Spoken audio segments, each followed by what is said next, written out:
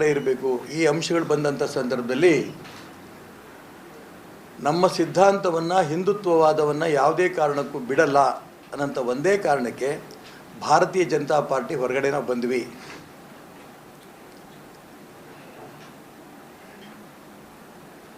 ಇಡೀ ದೇಶದಲ್ಲಿ ರಾಮ ಲಕ್ಷ್ಮಣರ ರೂಪದಲ್ಲಿ ಇವತ್ತು ನರೇಂದ್ರ ಮೋದಿಯವರು ಮತ್ತು ಅಮಿತ್ ಶಾ ಅವರು ಪ್ರಪಂಚವೇ ಸಂತೋಷ ಪಡೋ ರೀತಿಯಲ್ಲಿ ವಿಶ್ವವನ್ನು ಒಂದುಗೂಡಿಸಬೇಕು ಅನ್ನೋಂಥ ಪ್ರಯತ್ನವನ್ನು ಮಾಡಿ ಮುಂದುವರೆದ ರಾಷ್ಟ್ರಗಳ ಮೆಚ್ಚುಗೆಯನ್ನು ಪಡೆದು ಇವತ್ತು ವಿಶ್ವ ನಾಯಕರಾಗಿ ನರೇಂದ್ರ ಮೋದಿ ಮುಂದೆ ಬಂದಿದ್ದಾರೆ. ಮೋದಿಯವರು ಹೇಳ್ತಾ ಇದ್ದಾರೆ, ಸೋನಿಯಾ ಗಾಂಧಿ ಮತ್ತು ರಾಹುಲ್ ಗಾಂಧಿ ಒಂದು ಕುಟುಂಬದಿಂದ ಮುಕ್ತ ಮಾಡಬೇಕು ಅನ್ನೋಂಥ ಒಂದು ಉದ್ದೇಶ ನಂದಿದೆ ಅಂತ ಅಂದ್ಕೊಂಡು ಹೋಗ್ತಾ ಇರಬೇಕಾದ್ರೆ ಕರ್ನಾಟಕ ರಾಜ್ಯದಲ್ಲಿ ಕಾಂಗ್ರೆಸ್ ಸಂಸ್ಕೃತಿ ಭಾರತೀಯ ಜನತಾ ಪಾರ್ಟಿಲಿ ಬಂದಿರೋದು ನಮ್ಮೆಲ್ಲರಿಗೂ ನೋವು ತಂದಿದೆ. ಒಂದೇ ಕುಟುಂಬದ ಮಾನ್ಯ ಯಡಿಯೂರಪ್ಪನವರು ಕೇಂದ್ರದ ಚುನಾವಣಾ ಸಮಿತಿ ಸದಸ್ಯರು, ಅವ್ರ ಮಗ ರಾಘವೇಂದ್ರ MP, ಇನ್ನೊಬ್ಬ ಮಗ ವಿಜಯೇಂದ್ರ MLA, ಜೊತೆಗೆ ರಾಜ್ಯದ ಭಾರತೀಯ ಜನತಾ ಪಾರ್ಟಿ ಅಧ್ಯಕ್ಷ. ಈ ಕುಟುಂಬ ರಾಜಕಾರಣದಿಂದ ಭಾರತೀಯ ಜನತಾ ಪಾರ್ಟಿಯನ್ನು ಕರ್ನಾಟಕ ರಾಜ್ಯದಲ್ಲಿ ಮುಕ್ತ ಮಾಡಬೇಕು ಅನ್ನೋಂಥ ಉದ್ದೇಶ ರಾಜ್ಯವನ್ನು ಪಕ್ಷದಲ್ಲಿದ್ದು ನೇತೃತ್ವ ವಹಿಸಿದಂಥ ತಪಸ್ಸು ರೂಪದಲ್ಲಿ ಕೆಲಸ ಮಾಡಿದಂಥ ಅನೇಕ ಕಾರ್ಯಕರ್ತರಿಗೆ ನೋವಾಗಿದೆ. ಇವತ್ತು ಒಂದೇ ಕುಟುಂಬದ ಕೈಯಲ್ಲಿ, ಅಪ್ಪ ಮಕ್ಕಳ ಕೈಯಲ್ಲಿ ಪಕ್ಷವನ್ನು ಹಿಡಿದು ಅವರೇನು ತೀರ್ಮಾನ ಮಾಡ್ತಾರೋ ಅದ್ರ ಪ್ರಕಾರನೇ ಎಲ್ಲ ನಡೀತಾ ಇದೆ. ಇದ್ರ ನೋವಿಂದ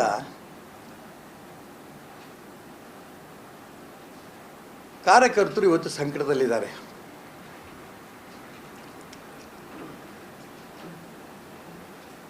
ರೈತ ಹೋರಾಟ, ರಾಷ್ಟ್ರೀಯ ಹೋರಾಟಗಳು, ಇದನ್ನು ಸಾಮೂಹಿಕ ನೇತೃತ್ವದಲ್ಲಿ ಭಾರತೀಯ ಜನತಾ ಪಾರ್ಟಿನ ಕಟ್ಕೊಂಡು ಬಂದ್ವಿ.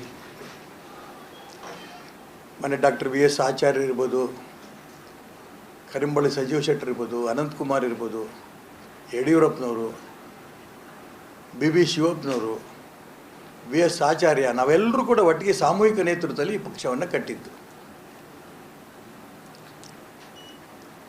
ಅವಾಗಿದ್ದಂಥ ಗುರಿ ರೈತ ಹೋರಾಟ, ರಾಷ್ಟ್ರೀಯ ವಿಚಾರಗಳ ಜೊತೆ ಹೋರಾಟ. 2 ಸ್ಥಾನದಿಂದ ಮತ್ತು ನಾವೆಲ್ಲ ಗೆದ್ದ 4 ಸ್ಥಾನದಿಂದ ಭಾರತೀಯ ಜನತಾ ಪಾರ್ಟಿ 108 ಸ್ಥಾನದ ತನಕನೂ ಕೂಡ ಈ ವಿಚಾರದಿಂದನೇ, ಹಿಂದುತ್ವ, ರೈತ ಹೋರಾಟ, ರಾಷ್ಟ್ರೀಯ ಹೋರಾಟದಿಂದನೇ ಈ ಪಕ್ಷವನ್ನು ಕಟ್ಕೊಂಡು ಬಂದ್ವಿ.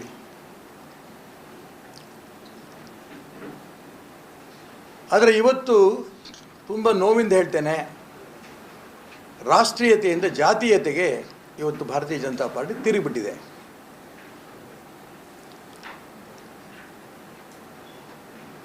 ಸಾಮೂಹಿಕ ನೇತೃತ್ವದಿಂದ ಸರ್ವಾಧಿಕಾರಿ ನೇತೃತ್ವಕ್ಕೆ ಬಂದೋಗಿದೆ.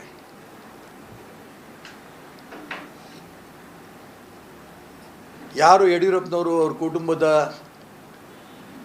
ಜೊತೆಗಿರ್ತಾರೆ, ಅವರು ಬಹಳ ಹತ್ತಿರ ಇರ್ತಾರೆ, ಜಾತಿವಾದಿಗಳಾಗ್ತಾರೆ, ಜಾತೀಯತೆ ಇರೋಂಥ ವ್ಯಕ್ತಿಗಳಾಗ್ತಾರೆ, ಹಣ ಇರುತ್ತೆ, ಇಂಥವ್ರಿಗೆ ಇವತ್ತು BJPನಲ್ಲಿ ಮಣೆ ಬೀಳ್ತಾ ಇದೆ ಅನ್ನೋಂಥ ಮಾತು ಎಲ್ಲರೂ ಕೂಡ ಹೇಳ್ತಾ ಇದ್ದಾರೆ.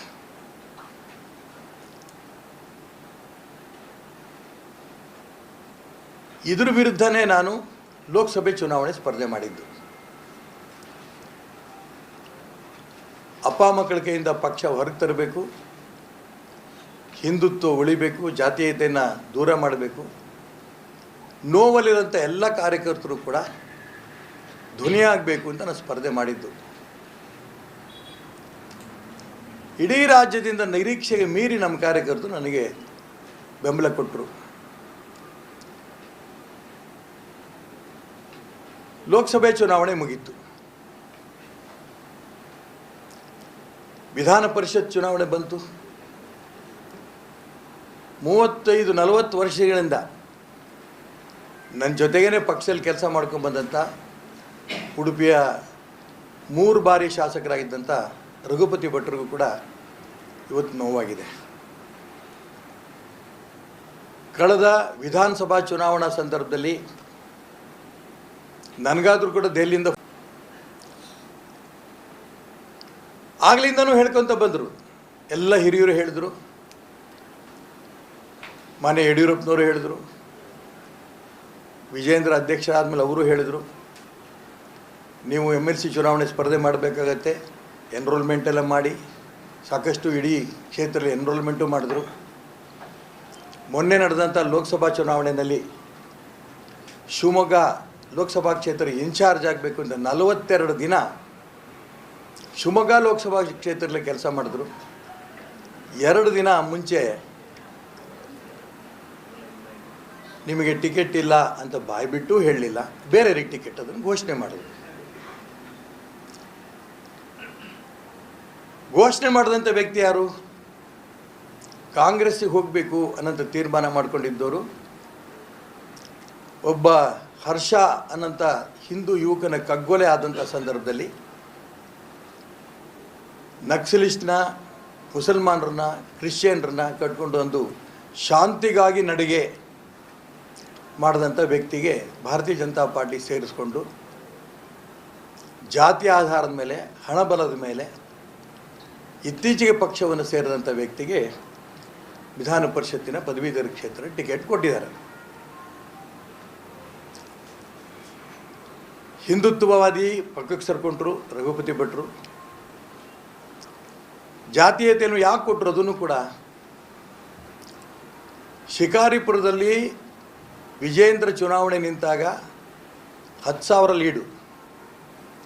ಅದು ಹಿಂದಿನ ಚುನಾವಣೆಯಲ್ಲಿ ಯಡಿಯೂರಪ್ಪನ ಚುನಾವಣೆ ನಿಂತಾಗ 60,000 ಲೀಡು.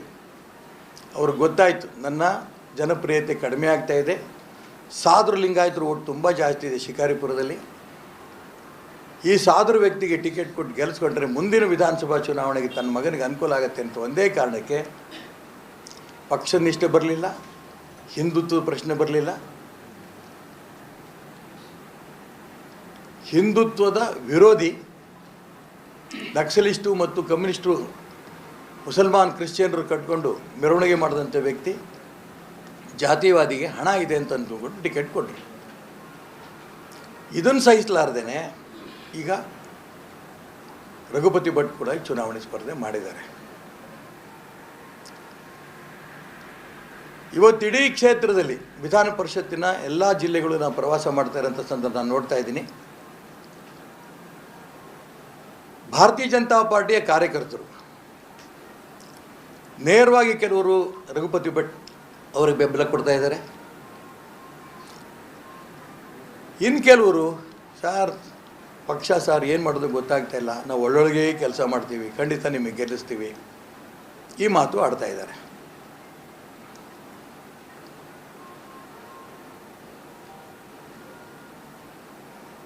ಇವತ್ತು ಆ ಪಕ್ಷನಿಷ್ಠೆಯಿಂದ ಕೆಲಸ ಮಾಡ್ತಾ ಇರೋಂಥ ರಘುಪತಿ ಭಟ್ ನೇರವಾಗಿ ಕೆಲಸ ಮಾಡ್ತಾ ಇರೋಂಥ ಎಲ್ರಿಗೂ ನನ್ನ ಮನವಿ ಇಷ್ಟೇ.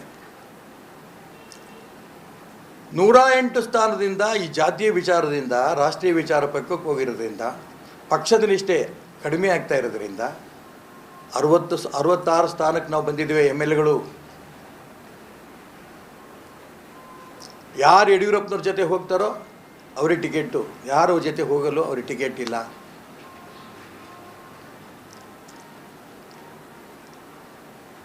ಭಾರತೀಯ ಜನತಾ ಪಾರ್ಟಿ ನಮಗೋಸ್ಕರ ಇದೆ ಅನ್ನೋದಕ್ಕಿಂತನೂ ಸಿದ್ಧಾಂತ ಎಲ್ಲವೂ ಕೂಡ ಇಡೀ ದೇಶದಲ್ಲಿ ಅಭಿವೃದ್ಧಿ ಆಗಬೇಕು ಅಂತ ರಾಮಲಕ್ಷ್ಮಣನ್ ಅಂತ ಏನು ಹೇಳಿದೆ ನಾನು, ನರೇಂದ್ರ ಮೋದಿ ಮತ್ತು ಅಮಿತ್ ಶಾ ಅವರ ನೇತೃತ್ವದಲ್ಲಿ ಲಕ್ಷಾಂತರ ಜನ ಕೆಲಸ ಮಾಡ್ತಿರೋಂಥ ಸಂದರ್ಭದಲ್ಲಿ ಕರ್ನಾಟಕ ರಾಜ್ಯದಲ್ಲಿ ಆ ಶ್ರಮ, ಆ ತಪಸ್ಸೇನಿಗೆಲ್ಲ ನಮ್ಮ ಕಾರ್ಯಕರ್ತರು ಮಾಡ್ತಾ ಇದ್ದಾರೆ, ಅದನ್ನು ತನ್ನ ಸ್ವಂತ ಆಸ್ತಿ ಅನ್ನೋಂಥ ರೂಪದಲ್ಲಿ ಯಡಿಯೂರಪ್ಪನವ್ರ ಕುಟುಂಬ ಬಳಸ್ಕೊಂಡು ಈ ಪಕ್ಷ ಇವತ್ತು ಈ ಸ್ಥಿತಿ ಬಂದಿದೆ. ನಮಗೆಲ್ಲರೂ ಕೂಡ ಪಕ್ಷ ತಾಯಿ ಸ್ಥಾನ, ತಾಯಿ ಸ್ಥಾನದಲ್ಲಿರುವಂಥ ಭಾರತೀಯ ಜನತಾ ಪಾರ್ಟಿಗೆ ಬಂದಿರೋಂಥ ಈ ಪರಿಸ್ಥಿತಿಯನ್ನು ಮುಕ್ತ ಮಾಡಬೇಕು ಅನ್ನೋಂಥ ಉದ್ದೇಶದಿಂದ ಯಾವ ರೀತಿ ಇಡೀ ದೇಶದಲ್ಲಿ ನರೇಂದ್ರ ಮೋದಿ, ಅಮಿತ್ ಶಾ ಅವರು ಸೋನಿಯಾ ಗಾಂಧಿ, ರಾಹುಲ್ ಗಾಂಧಿ ಕುಟುಂಬದಿಂದ ಮುಕ್ತ ಮಾಡಬೇಕು ಅಂತ ಅಪೇಕ್ಷೆ ಪಡ್ತಿದ್ದಾರೋ ಅದೇ ರೀತಿ ಕರ್ನಾಟಕ ರಾಜ್ಯದಲ್ಲಿ ಯಡಿಯೂರಪ್ಪ ಮತ್ತು ಅವ್ರ ಕುಟುಂಬದಿಂದ, ಅಪ್ಪ ಮಕ್ಕಳಿಂದ ಈ ಪಕ್ಷವನ್ನು ಮುಕ್ತ ಮಾಡಬೇಕು ಅನ್ನೋಂಥ ಉದ್ದೇಶದಿಂದ ನಾನು ಯಾರ್ಯಾರು ಇವಾಗ ಕೆಲಸ ಮಾಡ್ತಿದ್ದಾರೋ ಎಲ್ಲ ಭಾರತೀಯ ಜನತಾ ಪಾರ್ಟಿ ಕಾರ್ಯಕರ್ತರು ನಾನು ಮನವಿ ಮಾಡ್ತೇನೆ. ನಿಜ, ನೀವೇನೋ ಒಂದು ಭಾರತೀಯ ಜನತಾ ಪಾರ್ಟಿನಲ್ಲಿ ಅಧ್ಯಕ್ಷರೋ ಉಪಾಧ್ಯಕ್ಷರೋ ಕಾರ್ಯದರ್ಶಿನೋ ಏನೋ ಸ್ಥಾನಮಾನದಲ್ಲಿ ಇರ್ಬೋದು, ಅಥವಾ ನಾಳೆ ಬರೋಂಥ ಕಾರ್ಪೊರೇಷನ್ನು ಜಿಲ್ಲಾ ಪರಿಷತ್ತಿನ ಸ್ಥಾನ, ತಾಲೂಕು ಪರಿಷತ್ತಿನ ಜಿಲ್ಲಾ ಪರಿಷತ್ ತಾಲೂಕು ಸ್ಥಾನಗಳಿಗೋಸ್ಕರ ನೀವು ಅಪೇಕ್ಷೆ ಪಡ್ಬೋದು, ಅಲ್ಲಿದ್ದರೆ ಮಾತ್ರ ಸಿಗತ್ತೆ ಅಂತ. ಆದರೆ ತಾಯಿಯ ಬುಡವೇ ಅಲ್ಲಾಡ್ತಾ ಇದೆ, ಭಾರತೀಯ ಜನತಾ ಪಾರ್ಟಿ ಬುಡನೇ ಅಲ್ಲಾಡ್ತಾ ಇದೆ. ಕರ್ನಾಟಕ ರಾಜ್ಯದಲ್ಲಿ ಹಿಂದುತ್ವ ಪಕ್ಕಕ್ಕೆ ಸರ್ಕೊಂಡು ಜಾತೀಯತೆ ಬರ್ತಾ ಇದೆ. ಪಕ್ಷದ ನಿಷ್ಠಾವಂತ ಕಾರ್ಯಕರ್ತರು ಪಕ್ಕಕ್ಕೆ ಸರಿಸ್ತಾ ಇದ್ದಾರೆ. ಪಕ್ಷ ಉಳಿಬೇಕು, ಹಿಂದುತ್ವ ಉಳಿಬೇಕು, ನಿಷ್ಠಾವಂತ ಕಾರ್ಯಕರ್ತರು ಬೆಲೆ ಸಿಗಬೇಕು, ಜಾತಿವಾದಿಗಳು ಪಕ್ಕಕ್ಕೆ ಸರ್ಕೋಬೇಕು ಅಂತ ಆಸೆ ಇದ್ದರೆ ದಯವಿಟ್ಟು ತಾವೆಲ್ಲರೂ ಕೂಡ ರಘುಪತಿ ಭಟ್ ಅವರಿಗೆ ಕೆಲಸ ಮಾಡಿ ಅಂತ ನಾನು ಪ್ರಾರ್ಥನೆ ಕೂಡ ನಾನು ಮಾಡ್ತಾಯಿದ್ದೀನಿ. ನಮ್ಮದೇ ನಾವು ನೋಡ್ಕೋತೀವಿ ಅಂದರೆ ನಿಮಗೂ ಯಡಿಯೂರಪ್ಪನವ್ರಿಗೂ ಏನು ವ್ಯತ್ಯಾಸ ಆಗಲ್ಲ.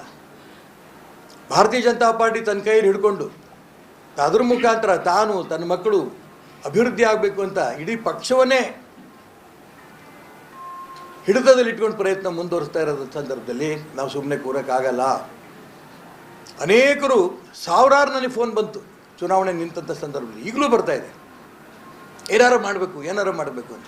ಏನು ಮಾಡಬೇಕು? ಬಹಿರಂಗವಾಗಿ ವಿಧಿ ಇಲ್ಲದೇ ಈ ಸಿದ್ಧಾಂತಕ್ಕೆ, ಹಿಂದುತ್ವವಾದಕ್ಕೆ, ಭಾರತೀಯ ಜನತಾ ಪಾರ್ಟಿ ಉಳಿಸೋದಕ್ಕೋಸ್ಕರ ಹೋರಾಟ ಮಾಡಬೇಕು. ಇದಕ್ಕೆ ನೀವೆಲ್ಲರೂ ಬನ್ನಿ. ಈ ಪಕ್ಷ ಉಳಿದ್ರೆ ನಿಮ್ಮ ಸ್ಥಾನಮಾನ, ಬರೀ ನಿಮ್ಮ ಸ್ಥಾನಮಾನ ನೋಡ್ತಾ ಕೂತ್ಕೊಂಡ್ರೆ ಪಕ್ಷ ಇಲ್ಲ ಅಂತ ಸ್ಥಾನಮಾನಕ್ಕೆ ಬೆಂಕಿ ಹಾಕ್ಬೇಕು. ತೊಗೊಂಡು ಏನು ಮಾಡೋಣ? ಅದಕ್ಕೋಸ್ಕರ ಎಲ್ಲ ಕಾರ್ಯಕರ್ತರು ಕೂಡ ಭಾರತೀಯ ಜನತಾ ಪಾರ್ಟಿಗೆ ನೇರವಾಗಿ ಅನೇಕರು ಮಾಡ್ತಿದ್ದಾರೆ, ನಾನು ಅಭಿನಂದನೆ ಸಲ್ಲಿಸ್ತೇನೆ. ಕೆಲವರು ಹಿಂಭಾಗದಿಂದ ಮಾಡ್ತಿದ್ದಾರೆ, ಅವ್ರಿಗೂ ಕೂಡ ನಾನು ಮನವಿ ಮಾಡ್ತಾ ಇದ್ದೇನೆ, ಒಟ್ಟಿಗೆ ಬನ್ನಿ. ಈ ಚುನಾವಣೆ 100ಕ್ಕೆ 100 ರಘುಪತಿ ಭಟ್ ಗೆದ್ದೇ ಗೆಲ್ತಾರೆ, ಇದರಲ್ಲಿ ಯಾವ ಅನುಮಾನವೂ ಬೇಡ. ಹಿಂದುತ್ವದ ಬಗ್ಗೆ ಆಗ್ತಾ ಇರುತ್ತೆ ಅಪಮಾನ, ರಘುಪತಿ ಭಟ್ರಿಗೆ ಆಗಿರೋಂಥ ಅನ್ಯಾಯ, ನನಗಾಗಿದ್ದಂಥ ಅನ್ಯಾಯ, ಇದೆಲ್ಲವನ್ನು ಗಮನಿಸ್ತಾ ಇದ್ದಾರೆ ಇಡೀ ರಾಜ್ಯದ ಜನ. ಅದೇ ರೀತಿ ಈ ಒಂದು ವಿಧಾನ ಪರಿಷತ್ತಿನ ಮತದಾರರು ಗಮನಿಸ್ತಾ ಇದ್ದಾರೆ, ಅದೇ ರೀತಿ ಕಾರ್ಯಕರ್ತರು ಗಮನಿಸ್ತಾ ಇದ್ದಾರೆ. ಧೈರ್ಯ ಬರ್ತೀರಾ, ಧೈರ್ಯ ಬನ್ನಿ. ಇದು ನಾನು ಪ್ರಾರ್ಥನೆ ಮಾಡೋದಕ್ಕೋಸ್ಕರ ಬಂದಿದ್ದೇನೆ. ಮತ್ತು ಕಾಂಗ್ರೆಸ್ ಸಂಸ್ಕೃತಿ ಬಗ್ಗೆ ನಿಮಗೆ ಗೊತ್ತಿದೆ, ಅದು ಪಕ್ಷ ನಿಷ್ಠೆ. ಕಾಂಗ್ರೆಸ್ ಅಭ್ಯರ್ಥಿ ಎಲ್ಲ ಪಕ್ಷಕ್ಕೂ ಬಂದೋದವ್ರೆ. ಕಳೆದ ಬಾರಿ ಭಾರತೀಯ ಜನತಾ ಪಾರ್ಟಿಯಿಂದ ಗೆದ್ದರು, JDSಗೆ ಹೋದರು, ಈಗ ಮತ್ತು ಕಾಂಗ್ರೆಸ್ಗೆ ಹೋದರು. ಕಾಂಗ್ರೆಸ್ ಅಭ್ಯರ್ಥಿ, ಆ ಪಕ್ಷದ ಬಗ್ಗೆ, ಆ ಅಭ್ಯರ್ಥಿ ಬಗ್ಗೆ ಮಾತಾಡೋದಕ್ಕೆ ಅರ್ಥವೇ ಇಲ್ಲ. ಉಡುಪಿ, ದಕ್ಷಿಣ ಕನ್ನಡ, ಚಿಕ್ಕಮಗಳೂರು, ಶಿವಮೊಗ್ಗ, ಕೊಡಗು ಹಿಂದುತ್ವದ ನೆಲೆ. ಇದು ಸ್ವಾರ್ಥಿಗಳ ಕೈಯಲ್ಲಿ ಈ ಪಕ್ಷ ಸಿಕ್ಕೋಗಿದೆ. ಇದರಿಂದ ಮುಕ್ತ ಮಾಡೋದಕ್ಕೋಸ್ಕರ ನಾವೆಲ್ಲರೂ ಕೂಡ ಒಟ್ಟಾಗಿ ಪ್ರಯತ್ನ ಮಾಡೋಣ ಅಂತ ಪ್ರಾರ್ಥನೆ ಮಾಡ್ತೀನಿ. ಅವರೆಲ್ಲರೂ ಕೂಡ ಒಪ್ತಾರೆ. ಯಾರ ಹತ್ರ ಖಾಸಗಿಯಾಗಿ ಮಾತಾಡೋರು ಕೂಡ ಹೇಳ್ತಾರೆ, ಸರ್ ನಾನು ನೇರೋ ಮಾಡ್ತಿದ್ದೀವಿ ಅಂತ ಕೆಲವರು ಹೇಳ್ತಾರೆ. ಇನ್ನು ಕೆಲವರು ಸರ್ ಹಿಂಭಾಗದಲ್ಲಿ ಮಾಡ್ತಿದ್ದೀವಿ, ನಾವು ಸ್ಥಾನಮಾನದಲ್ಲಿದ್ದೀವಿ. ಇನ್ನು ಕೆಲವರು ಸ್ಥಾನಮಾನದಲ್ಲಿ ಇದ್ದರೂ ಕೂಡ ನೇರೋ ಬಂದು ಮಾಡ್ತಾಯಿದ್ದಾರೆ. ನಾನು ಅದಕ್ಕೋಸ್ಕರ ಎಲ್ರಿಗೂ ಪ್ರಾರ್ಥನೆ ಇದ್ದೇನೆ, ಈ ಚುನಾವಣೆಯಲ್ಲಿ ಭಾರತೀಯ ಜನತಾ ಪಾರ್ಟಿ ಶುದ್ಧೀಕರಣ ಆಗಬೇಕು. ನಮ್ಮ ಉದ್ದೇಶ ಇಡೀ ರಾಜ್ಯದಲ್ಲಿಂಥ ಪಾರ್ಟಿ ಕಾರ್ಯಕರ್ತರದ್ದು ತಪಸ್ ಮಾಡಿ ಕೆಲಸ ಮಾಡುತ್ತಂಥ ಕಾರ್ಯಕರ್ತರ ಅಪೇಕ್ಷೆ, ಹಿಂದೆ ಯಾವ ರೀತಿ ಭಾರತೀಯ ಜನತಾ ಪಾರ್ಟಿ ಇತ್ತೋ, ಸಾಮೂಹಿಕ ನಾಯಕತ್ವ, ಒಂದು ಕುಟುಂಬದಿಂದ ಅಪ್ಪ ಮಕ್ಕಳಿಂದ ಹೊರಗೆ ಬರೋದು, ಹಿಂದುತ್ವಕ್ಕೆ ಹೆಚ್ಚು ಒತ್ತು, ಪಕ್ಷ ನಿಷ್ಠೆಗೆ ಒತ್ತು ಕೊಟ್ಟು ಜಾತೀಯತೆಯನ್ನು ಪಕ್ಕ ಸರಿಸೋದಿಕ್ಕಲ್ಲಿ ಎಲ್ಲರೂ ಪ್ರಯತ್ನ ಮಾಡಬೇಕಾಗತ್ತೆ. ಆ ದಿಕ್ಕಲ್ಲಿ ಯಶಸ್ವಿ ಕೂಡ ಆಗ್ತೀವಿ ಅಂತ ವಿಶ್ವಾಸ ನನಗಿದೆ. ಆ ದಿಕ್ಕಿನಲ್ಲಿ ಪ್ರಯತ್ನ ನಡೀತಾ ಇದೆ.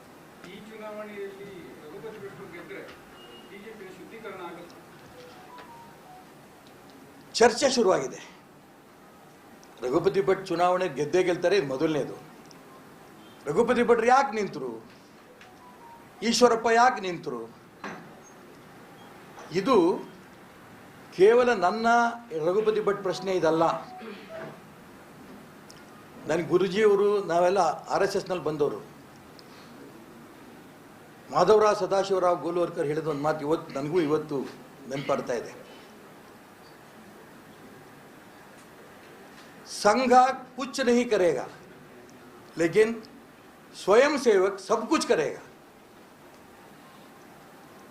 ಸಂಘ ಕುಚ್ ನಹಿ ಕರೇಗಾ ಲೇಕಿನ್ ಸಬ್ ಕುಚ್ ಸ್ವಯಂ ಸೇವಕ್ ಕರೇಗಾ. ಇದು ಮಾಧವರಾವ್ ಸದಾಶಿವರಾವ್ ಗೋಲೋಕ ಹೇಳಿದ ಮಾತು. ನಾವೆಲ್ಲರೂ ಕೂಡ ಸ್ವಯಂ ಸೇವಕರೇ. ನೇರವಾಗಿ ಸಂಘ ಏನು ಮಾಡಲ್ಲ.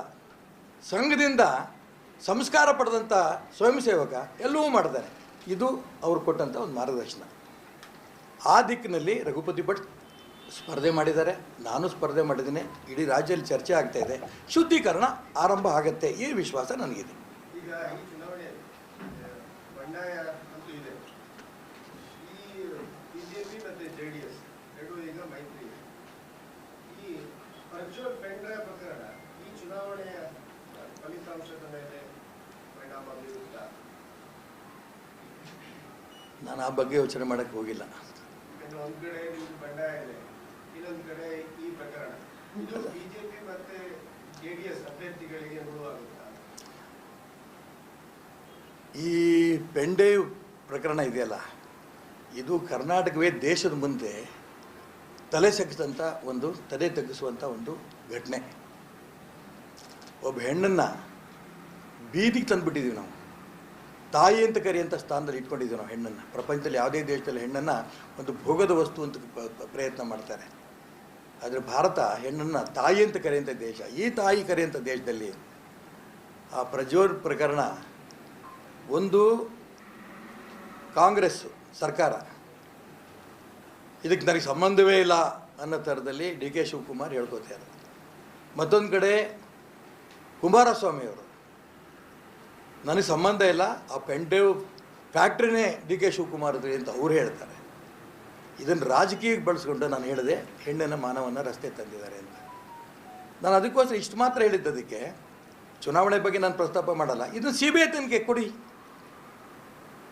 SIT ಕೊಡೋದ್ರಿಂದ ಏನು ನೀವು ಹೇಳ್ತಾ ಇದ್ದೀರಿ ನಮ್ಮ ಸಂಬಂಧ ಇಲ್ಲ, ನಿಮ್ಮ SIT ಯಾರ ಕಂಟ್ರೋಲಲ್ಲಿದೆ? ನಿಮ್ಮ ಕಂಟ್ರೋಲಿದೆ. ನೀವು ಕೊಟ್ಟ ಮೇಲೆ ಅವ್ರು ಏನು ರಿಪೋರ್ಟ್ ಕೊಡ್ತಾರೆ? ನೀವು ಹೇಳಿದ್ದೆ ಮುಖ್ಯಮಂತ್ರಿಗಳು, ಗೃಹ ಮಂತ್ರಿಗಳು, ಉಪಮುಖ್ಯಮಂತ್ರಿಗಳು ರಿಪೋರ್ಟೇ ಅವ್ರು ಕೊಡಬೇಕು. ಯಾರು ನಂಬ್ತಾರೆ ಅದನ್ನು? CBI ಕೊಟ್ಟರೆ ರಗಳ ಇಲ್ಲ, ಯಾಕೆ ಕೊಡೋಲ್ಲ? CBI ಕೊಟ್ಟರೆ ಇಷ್ಟೊತ್ತಿಗೆ ಅವ್ನು ಎಲ್ಲಿದ್ದರೂ ಹೇಳ್ಕೊಂಬರ್ತಿದ್ರು. ಇವತ್ತೇನು 31ಕ್ಕೆ ಬರ್ತೀನಿ ಅದು ಇದೊಂದು ಹೇಳ್ತೀನಿ, ಗೊತ್ತಿಲ್ಲ ನಾನು ಯಾವ್ದು ಬರ್ತಾರೋ ಬಿಡ್ತಾರಂತ. ಅದಕ್ಕೋಸ್ಕರ ಹೇಳ್ತಿರೋದು ಚುನಾವಣೆ ಮೇಲೆ ಏನು ಪರಿಣಾಮ ಬೀರಲ್ಲ ಅನ್ನೋದಕ್ಕಿಂತ ಇವ್ರು ಪದವೀಧರರು. ವೋಟ್ ಮಾಡೋರು ಎಷ್ಟು ಜನ ಪದವೀಧರರು. ಇವರಿಗೆ ಕಾಂಗ್ರೆಸ್ ರೋಲ್ ಏನು, JDS ರೋಲ್ ಏನು, DK ಶಿವಕುಮಾರ್ ರೋಲ್ ಏನು, ಕುಮಾರಸ್ವಾಮಿ ರೋಲ್ ಏನು, ಇದೆಲ್ಲವೂ ಕೂಡ ಅವ್ರು ಚರ್ಚೆ ಮಾಡ್ತಾರೆ, ಇಲ್ಲ ಅಂತ ನಾನು ಹೇಳಲ್ಲ. ಈಗ ನಿಮ್ಮ ಪಕ್ಷ ಶುದ್ಧೀಕರಣದ ಹೋರಾಟ ಇದೆಯಲ್ಲ, ಅದಕ್ಕೆ ಪೂರಕವಾಗಿ ಹಳೆ ರಾಯಣ್ಣ ಬ್ರಿಗೇಡ್ ಅದನ್ನು ಮತ್ತೆ ಏನಾದರೂ ಸಂಘಟಿಸ್ತೀರಾ?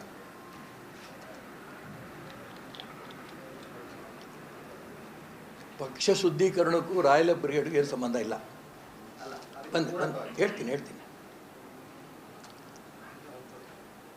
ನೀವು ಗಮನಿಸಿ, ಸ್ವತಂತ್ರ ಬಂದಾಗಿಂದನೂ ಕೂಡ ಇಲ್ಲಿ ತನಕನೂ ಕೂಡ ಕಾಂಗ್ರೆಸ್ ಏನು ಹೇಳ್ತಾ ಬಂದಿದೆ? ಯಾವ ಚುನಾವಣೆ ಬಂದಾಗದು ಬೇರೆ ಟೈಮಲ್ಲ, ಅಲ್ಪಸಂಖ್ಯಾತರು, ಹಿಂದುಳಿದವರು, ದಲಿತರು ಉದ್ಧಾರಕ್ಕೆ ಕಾಂಗ್ರೆಸ್ ಓಟ್. ಬೇರೆ ಸ್ಲೋಗನೇ ಇಲ್ಲ. ಎಷ್ಟು ಅಲ್ಪಸಂಖ್ಯಾತರು ಉದ್ಧಾರ ಆಗಿದ್ದಾರೆ, ಎಷ್ಟು ದಲಿತರು ಉದ್ಧಾರ ಆಗಿದ್ದಾರೆ, ಎಷ್ಟು ಹಿಂದುಳಿದವರು ಉದ್ಧಾರ ಆಗಿದ್ದಾರೆ. ಇದಕ್ಕೋಸ್ಕರ ಅಲ್ಪಸಂಖ್ಯಾತರಿಗೆ ಹಾಗೂ ಹೀಗೂ ಅವ್ರು ಹೇಳ್ಕೊಂಡ್ರೆ ಬ್ರದರ್ಸು ಬೀಗ್ರ ಥರ ಇಟ್ಕೊಂಡಿದ್ದಾರೆ. ಮಾಡಲಿ, ನಾನು ಅದಕ್ಕೆ ಅಬ್ಜೆಕ್ಷನ್ ಮಾಡಲ್ಲ ನಾನು. ಯಾಕಂದರೆ ಅವರು ಪಾಪ ನಮಗೇನೋ ಭಾಳ ಮಾಡಿದ್ದಾರೆ ಅಂತ ಅವರು ಅಂದ್ಕೊಂಡಿದ್ದಾರೆ. ಏನು ಮಾಡಿದ್ದಾರೆ? ಅವ್ರ ಮಕ್ಕಳು ವಿದ್ಯಾವಂತರಾಗಲಿಲ್ಲ, ಗುಜರಿಯಿಂದ ಹೊರಗೆ ಬಂದಿಲ್ಲ, ಬಸ್ ಕಂಡಕ್ಟ್ರು ಹಾಗೆ ಹೊರಗೆ ಬರಬೇಕು ಅಲ್ಲೇ ಇದ್ದಾರೆ, ಬಾಟ್ಲಿ ಪೇಪರ್ ಮಾರ್ಕೊಂಡೇ ಇದ್ದಾರೆ, ಕೊಳತು ಹಣ್ಣು ಮಾರ್ಕೊಂಡಿದ್ದಾರೆ. ಇದು ಅಲ್ಪಸಂಖ್ಯಾತರು ಉದ್ಧಾರ ಮಾಡಿದವರು. ಅವ್ರಿಗೆ ಯಾವತ್ತೂ ಅರ್ಥ ಆಗುತ್ತೆ. ಕೆಲವು, ನಾನೆಲ್ಲ ಮುಸಲ್ಮಾನರು ರಾಷ್ಟ್ರದ್ರೋಹಿಗಳನ್ನು ಕರೆಯಲ್ಲ. ಕೆಲವರು ಮುಸಲ್ಮಾನರು ರಾಷ್ಟ್ರದ್ರೋಹಿಗಳು ಮಾಡಿದಂಥ ಈ ಷಡ್ಯಂತ್ರಗಳು ಇಡೀ ರಾಜ್ಯದ ದೇಶದ ಮುಸಲ್ಮಾನರಿಗೆ ಆ ಒಂದು ಇವರೆಲ್ಲರೂ ಪಾಕಿಸ್ತಾನ ಪರ ಅನ್ನೋಂಥ ಒಂದು ಭಾವನೆ ಬರೋಂಥ ರೀತಿಯಲ್ಲಿ ನಡ್ಕೋತಾ ಇದ್ದಾರೆ. ಇದಕ್ಕೆ ಕಾಂಗ್ರೆಸ್ಸು ಅದಕ್ಕೆ ಎಂಕರೇಜ್ಮೆಂಟ್ ಮಾಡ್ತಾ ಇದೆ. ಎಷ್ಟು ಏನೋ ನಂಬ್ಕೊಂಡಿದ್ದಾರೆ, ನಮಗೆ ಅನುಕೂಲ ಮಾಡ್ತಾರೆ ಅಂತ ಅಂದ್ಕೊಂಡಿವಿ. ಅವ್ರನ್ನ ಮುಟ್ಟೋಕ್ಕೆ ನಮ್ಮ ಕೆಲವಂತೂ ಭಾರತೀಯ ಜನತಾ ಪಾರ್ಟಿ ನಂಬಲ್ಲ ಅವರು. ಆದರೆ ಹಿಂದುಳಿದವ್ರಿಗೂ ದಲಿತರಿಗೂ ಮೋಸ ಮಾಡ್ಕೊಂಡು ಬಂದಿದ್ದೀರಿ ಅವತ್ತಿಂದ ಇವತ್ತಿನ ತನಕ. ಅವ್ರನ್ನ ಜಾಗೃತಿ ಮಾಡಬೇಕು ಅನ್ನೋಂಥ ಉದ್ದೇಶದಿಂದನೇ ಒಟ್ಟಾಗಿ ಸೇರಿ, ಇದು ಭಾರತೀಯ ಜನತಾ ಪಾರ್ಟಿ ಬ್ರಾಂಚ್ ಅಲ್ಲ, ಸಂಗೊಳ್ಳಿ ರಾಯಣ್ಣ ಬ್ರಿಗೇಡು. ಕಾಂಗ್ರೆಸ್ನವರು, JDSನವರು, BJಪಿಯವರು, ಎಲ್ಲ ಪಕ್ಷದವರು ಅದರಲ್ಲಿದ್ದಾರೆ. ದೊಡ್ಡ ಸಮಾವೇಶ ಆಯಿತು ಕೂಡಲ ಸಂಗಮದಲ್ಲಿ. 3 ಲಕ್ಷಕ್ಕಿಂತ ಹೆಚ್ಚಿಗೆ ಜನ ಸೇರಿದ್ರು, ಸ್ವಂತ ದುಡ್ಡು ಹಾಕ್ಕೊಂಡು ಬಂದಿದ್ರು. ಸಂಘಟನೆ ಬೆಳೀತಾ ಇತ್ತು. ಸ್ವಾಭಾವಿಕವಾಗಿ ಅವತ್ತು ಯಡಿಯೂರಪ್ಪನವ್ರು ರಾಜ್ಯದ ಮುಖ್ಯಮಂತ್ರಿ ಬೆಂತಟ್ಟಬೇಕಿತ್ತು ನನಗೆ. ಒಳ್ಳೆ ಕೆಲಸ ಮಾಡ್ತಿದ್ರು, ಮುಂದುವರಿಸಿ ನೀವೆಲ್ಲರೂ ಸೇರಿ ಅಂತ. ಮಾಡಲಿಲ್ಲ. ಅಮಿತ್ ಶಾ ಆದರೂ ಕಂಪ್ಲೇಂಟ್ ಮಾಡ್ತಾರೆ, ಈ ಬ್ರಿಗೇಡ್ ಬೇಡ ಇದು. ಆಶ್ಚರ್ಯ ನನಗೆ. ಅಮಿತ್ ಶಾ ದಿಲ್ಲಿ ಕರೆಸಿದ್ರು, ಹೋದೆ. ಬಹಳ ದೊಡ್ಡ ದೊಡ್ಡ ನಾಯಕರು, ಕೇಂದ್ರ ನಾಯಕರ ಜೊತೆ ಸಭೆ, ಅರ್ಧ ದಿನ. ನಾನು ಅಮಿತ್ ಶಾಗೆ ಯಾಕೆ ಕರೆಸ್ತೀರಿ ಅಂತೆ. ಅವರೇನೋ ಹೇಳ್ತೀಯಾರು ಯಡಿಯೂರಪ್ಪನವರ ಬ್ರಿಗೇಡ್ ಬೇಡ ಅಂತ, ನೋಡಪ್ಪ ಕೇಳು ಅಂದರು. ಏನು ಸರ್ ಯಾಕೆ ಬೇಡ? ಬೇಡ ಅಷ್ಟೇ. ನಾನು ಅವ್ರಿಗೆ ಮಾಡಿದ್ರು, ಬೇಡ ಇಷ್ಟೇ. ಅರ್ಧ ದಿನ ಇದೇ ಆಗುತ್ತೆ. ಕೊನೆ ನಾನು ಅಮಿತ್ ಶಾ ಕೇಳಿದೆ, ನಿಮ್ಮಷ್ಟು ದೊಡ್ಡವರು ದೇಶದ ಬಗ್ಗೆ ಯೋಚನೆ ಮಾಡ್ತಿರೋರು, ನಿಮ್ಮ ಸಮಯ ಕಳೆಯೋಕ್ಕೆ ನಾನು ತಯಾರಿಲ್ಲ. ದೊಡ್ಡವ್ರ ಚಿಂತನೆ ಚೆನ್ನಾಗೇ ಮಾಡಿರ್ತೀರಿ, ನೀವು ಹೇಳಿ ಎತ್ತಲ ಹೋಗಲಿ. ನನಗೂ ಅವ್ರಿಗೆ ಕೂರಿಸ್ಕೊಂಡು ಯಾಕೆ ಮಾತಾಡ್ತೀರಿ? ಒಂದು ಸೂಚನೆ ಕೊಟ್ಬಿಡಿ, ಮುಗೀತು ಅಂದು. ಛೋಡ್ದ ಭಯ್ಯ ಅಂದರು, ಬಿಟ್ಟೆ. ನಾನು ಇವತ್ತಿನ ತನಕನೂ ಹಿರಿಯರ ಮಾತು ಕೇಳ್ಕೊಂಡೇ ಬಂದಿದ್ದು. ಮೊನ್ನೆ ಹೇಳಿದ್ನಲ್ಲ, ಮೊನ್ನೆ ಅಸೆಂಬ್ಲಿ ಚುನಾವಣೆ, ನೀನು ಇಲ್ಲಿ ಕೊಡೋದು ಬಿಟ್ಟಾಕ್ದೆ. ಎನರ್ಜಿ ಮಿನಿಸ್ಟರ್ ಆಗಿದ್ದೆ, ಪಕ್ಷದ ಜವಾಬ್ದಾರಿ ತಗೋಬೇಕು, ಎನರ್ಜಿ ಮಿನಿಸ್ಟರ್ ತನಗೆ ರಾಜೀನಾಮೆ ಕೊಡು, ಪಕ್ಷದ ಅಧ್ಯಕ್ಷ ಆಗು. ಅದೇ ಹೀಗೇ ನಾನು RSSನ ನಿಷ್ಠೆಯಿಂದ ಬೆಳ್ಕೊಂಬಂದ ಸಂಸ್ಕಾರ ಅಂತ ಬೆಳ್ಕೊಂಬಂದಿದ್ದವ್ರು ನಾನು. ಆದರೆ ಈಗ ಮಿತಿಮೀರಿ ಹೋಗಿರೋದ್ರಿಂದ, ಒಂದೇ ಕುಟುಂಬದ ಕೈಯಲ್ಲಿ ಸಿಕ್ಕಿರೋದ್ರಿಂದ ಇದು. ಅದಕ್ಕೋಸ್ಕರ ನಿಮ್ಮಂತೆ ಪ್ರಶ್ನೆ ನಾನು ಮೊನ್ನೆ ಬೆಳಿಗ್ಗೆ ಬಾಗಲಕೋಟೆಗೆ ಹೋಗಿದ್ದೆ. ಅಲ್ಲಿ ಪತ್ರಕರ್ತರು ಕೇಳಿದ್ರು, ರಾಯಣ್ಣ ಬ್ರಿಗೇಡ್ ಶುರು ಮಾಡ್ತೀರಾ ಅಂತ. ನಾನು ಚುನಾವಣೆ ನಿಲ್ಲಬೇಕಾದ್ರೂ ಒಂದೇ ಅಭಿಪ್ರಾಯ ಎಲ್ಲರದ್ದು ಕೇಳಿ ನಿಂತವನು. ಈಗಲೂ ಕೂಡ ಇಡೀ ಕರ್ನಾಟಕ ರಾಜ್ಯದಲ್ಲಿ ನಿಮ್ಮಂಗೆ ಶುರು ಮಾಡಿ ಮಾಡಿ ಮಾಡಿ ಅಂತ ಎಲ್ಲರೂ ಹೇಳ್ತಾ ಇದ್ದಾರೆ. ಹಿಂದುಳಿದವ್ರಿಗೆ, ದಲಿತರಿಗೆ ಅನ್ಯಾಯ ಆಗ್ತಾಯಿದೆ, ಎಲ್ಲ ರಾಜಕೀಯ ಪಕ್ಷಗಳು ಅನ್ಯಾಯ ಆಗ್ತಾಯಿದೆ, ಕರ್ನಾಟಕದಲ್ಲಿ ಭಾರತೀಯ ಜನತಾ ಪಾರ್ಟಿ ಒಂದು ಜಾತಿ ಕಡೆನೇ ಹೊರಟ್ಬಿಟ್ಟಿದೆ, ನೀವು ಶುರು ಮಾಡಿ ಎಲ್ಲರೂ ಹೇಳ್ತಾ ಇದ್ದಾರೆ. ಈ ಫಲಿತಾಂಶ, ಈ ಚುನಾವಣೆ ಎಲ್ಲ ಮುಗಿದ ನಂತರ ಏನು ಮಾಡಬೇಕು ಅನ್ನೋದಕ್ಕೋಸ್ಕರ ಇಡೀ ರಾಜ್ಯದ ಹಿಂದುಳಿದ ದಲಿತ ಎಲ್ಲ ನಾಯಕರದ್ದು ಒಂದು ವಿಶೇಷ ಸಭೆ ಕರೀತೇನೆ, ಎಲ್ಲ ಪೊಲಿಟಿಕಲ್ ಪಾರ್ಟಿಯರದ್ದು. ಅಲ್ಲಿ ಚರ್ಚೆ ಮಾಡಿ ತೀರ್ಮಾನ ತಗೋತೀವಿ. ಇನ್ನು ಯಾವುದೂ ತೀರ್ಮಾನ ಆಗಿಲ್ಲ. ಯಡಿಯೂರಪ್ಪರ ಅಪಮಗನ ಪಾರ್ಟಿ ಅಂತ ಹೇಳ್ತೀರಿ, ತೆರೀತಾ ಇದ್ದೀರಿ. ನೀವು ಕೂಡ ಪ್ರಯತ್ನ ಮಾಡ್ತೀರಿ ನಿಮ್ಮ ಮಗನಿಗೆ ಟಿಕೆಟ್ ಸಿಗಬೇಕು ಅಂತ. ಮಗನಿಗೆ ಟಿಕೆಟ್ ಸಿಕ್ಕಿಲ್ಲ ಅಂತ ನೀವು ಬಂಡಾಯ ನಿಂತೀರಿ. ಅದಕ್ಕೂ ನಿಮ್ಗೆ ಏನು ವ್ಯತ್ಯಾಸ ಹೇಳ್ತೀರಿ? ನರೇಂದ್ರ ಮೋದಿ ಇಡೀ ದೇಶಕ್ಕೆ ಒಂದೇ ಕರೆ ಕೊಟ್ಟಿದ್ದಾರೆ, ಒಂದು ಕುಟುಂಬಕ್ಕೆ ಒಂದು ಸೀಟು. ನಾನು ಈಗ MLAನೂ ಇಲ್ಲ, MP ನೂ ಇಲ್ಲ, ಎಂಥ ಸುಡುಗಾಡೂ ಇಲ್ಲ. ನನ್ನ ಮನೆಗೆ ನನ್ನ ಮಗನ ಒಂದು ಸೀಟ್ ತೊಗೊಳ್ತೀನಿ, ನಿಂತ್ಕೋ, ನಾನೇ ಸೀಟ್ ಕೊಡಿಸ್ತೀನಿ, ನಾನೇ ಕೊಡ್ತೀನಿ, ಇಡೀ ಕ್ಷೇತ್ರ ಓಡಾಟ ಮಾಡಿ ಗೆಲ್ಲಿಸ್ತೀನಿ. ಯಾಕೆ ಮೋಸ ಮಾಡಿದ್ರಿ? 4 ಒಂದು ಇರಬೇಕು, 4 ಒಂದೇ. ಇದೇ ಮಾತು ರಘುಪತಿ ಭಟ್ರಿಗೂ ಹೇಳಿದ್ರು, ನಿಲ್ಬೇಡ ಚುನಾವಣೆಗೆ, ಬಾ ನೀನು ಇವತ್ತಿಂದನೇ ಶುರು ಮಾಡು, ಎನ್ರೋಲ್ಮೆಂಟ್ ಮಾಡು.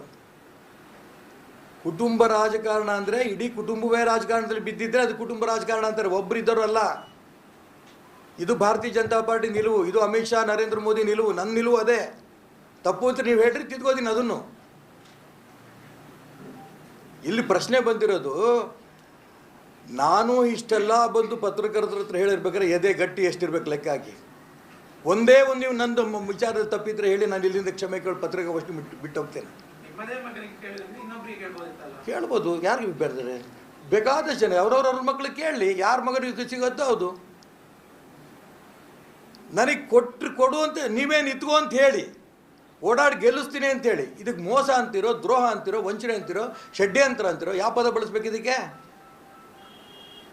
ನೀವು ಕೇಂದ್ರದ ಮಂತ್ರಿ, ಮುಖ್ಯಮಂತ್ರಿ ಆಗಿದ್ದವರು, ಕೇಂದ್ರದ ಚುನಾವಣಾ ಸಮಿತಿ ಸದಸ್ಯ.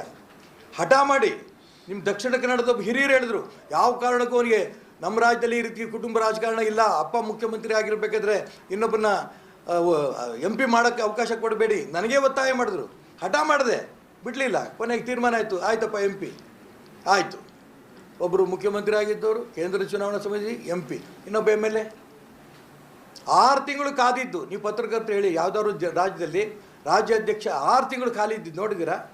ದೆಹಲಿಗೆ ಹೋಗಿ ಭಂಡತನದಲ್ಲಿ ಕೂತು ಒತ್ತಾಯ ಮಾಡಿ 6 ತಿಂಗಳ ನಂತರ ಅಧ್ಯಕ್ಷ ಮಾಡ್ಕೊಂಡು ಬರ್ತಾರಲ್ಲ, ನೀವ್ಯಾಕೆ ಅವ್ರಿಗೆ ಪ್ರಶ್ನೆ ಕೇಳಲ್ಲ? ನಿಮ್ಮ ಮಗ ಬಿಟ್ಟರೆ ಬೇರೆ ಯಾರಿಲ್ಲ ಅಂತ ನೀವು ಯಾಕೆ ಕೇಳಲ್ಲ? ಬಂದೆ ಅಲ್ಲಿ ಬರ್ತೀನಿ ನಾನು. ನೀವು ಕೇಳ್ತೀರಿ, ಇದು ಗೊತ್ತು ನನಗೆ. ನಾನು ಹೇಳ್ತೀನಿ, ಅದಕ್ಕೂ ನಾನೇ ಕೇಳ್ತೀನಿ ಅಂದರೆ, ನಾಳೆ ಯಡಿಯೂರಪ್ಪ ಬಂದು ಈ ಪ್ರಶ್ನೆ ಕೇಳಿ, ನಿಮ್ಮ ಮಕ್ಕಳು ಬಿಟ್ಟರೆ ಯಾರು ಇಲ್ವಾ? ಈ ಕೇಂದ್ರ ಚುನಾವಣಾ ಸಮಿತಿ, ನಿಮ್ಮ ಮಗ MP, ಅವಕಾಶ ಗೆದ್ದರೆ ಮಂತ್ರಿ, ನಿಮ್ಮ ಮಗ ಇನ್ನೊಬ್ಬ MLA, ಅವನ ರಾಜ್ಯ ಅಧ್ಯಕ್ಷ. ಇದಾ ನಿಮ್ಮ ನ್ಯಾಯ ಅಂತ ಕೇಳಿ. ನಿಮಗೆ ಪತ್ರಕರ್ತರು ಕೇಳೋ ಧೈರ್ಯ ಇಲ್ಲ, ನಾನೇನು ಮಾಡಲಿ? ಕೇಳಿದಿರ? ಏನೊಂದು ಉತ್ತರ ಕೊಟ್ಟರು? ಕೇಳಿಲ್ಲ ನೀವು, ನನಗೆ ಗೊತ್ತು, ಇರಲಿ ಬಿಡಿ, ಅವ್ರಿಗೆ ಉತ್ತರ ಕೊಡ್ತೀನಿ. ಏನಂದ್ರು? ನಾನೆಲ್ಲ ಪ್ರಶ್ನೆ ಕೇಳಿದ್ದು ನೀವು ಕೇಳಬೇಕಿತ್ತು ಅಂದೆ.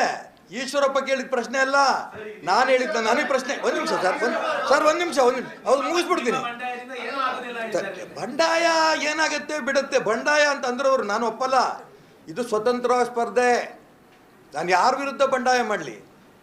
ನನ್ನ ಪಕ್ಷದ ವಿರುದ್ಧ ನಾನು ಬಂಡಾಯ ಮಾಡಲ್ಲ. ಇವತ್ತು ಪಕ್ಷ ಉಚ್ಚಾಟನೆ ಮಾಡಿದೆ. ಜಗದೀಶ್ ಶೆಟ್ಟರು ಪಕ್ಷ ಉಚ್ಚಾಟನೆ ಮಾಡಿದ್ರು, ಕಾಂಗ್ರೆಸ್ಗೆ ಹೋದ್ರು, MLC ಮಾಡಿಕೊಂಡ್ರು. ಅದೇ ಜಗದೀಶ್ ಶೆಟ್ಟರು ಮತ್ತೆ ಕರ್ಕೊಂಬಂದು ರಾಜ್ಯಸಭಾ ಲೋಕಸಭೆ ನಿಲ್ಲಿಸ್ಯಾರೆ.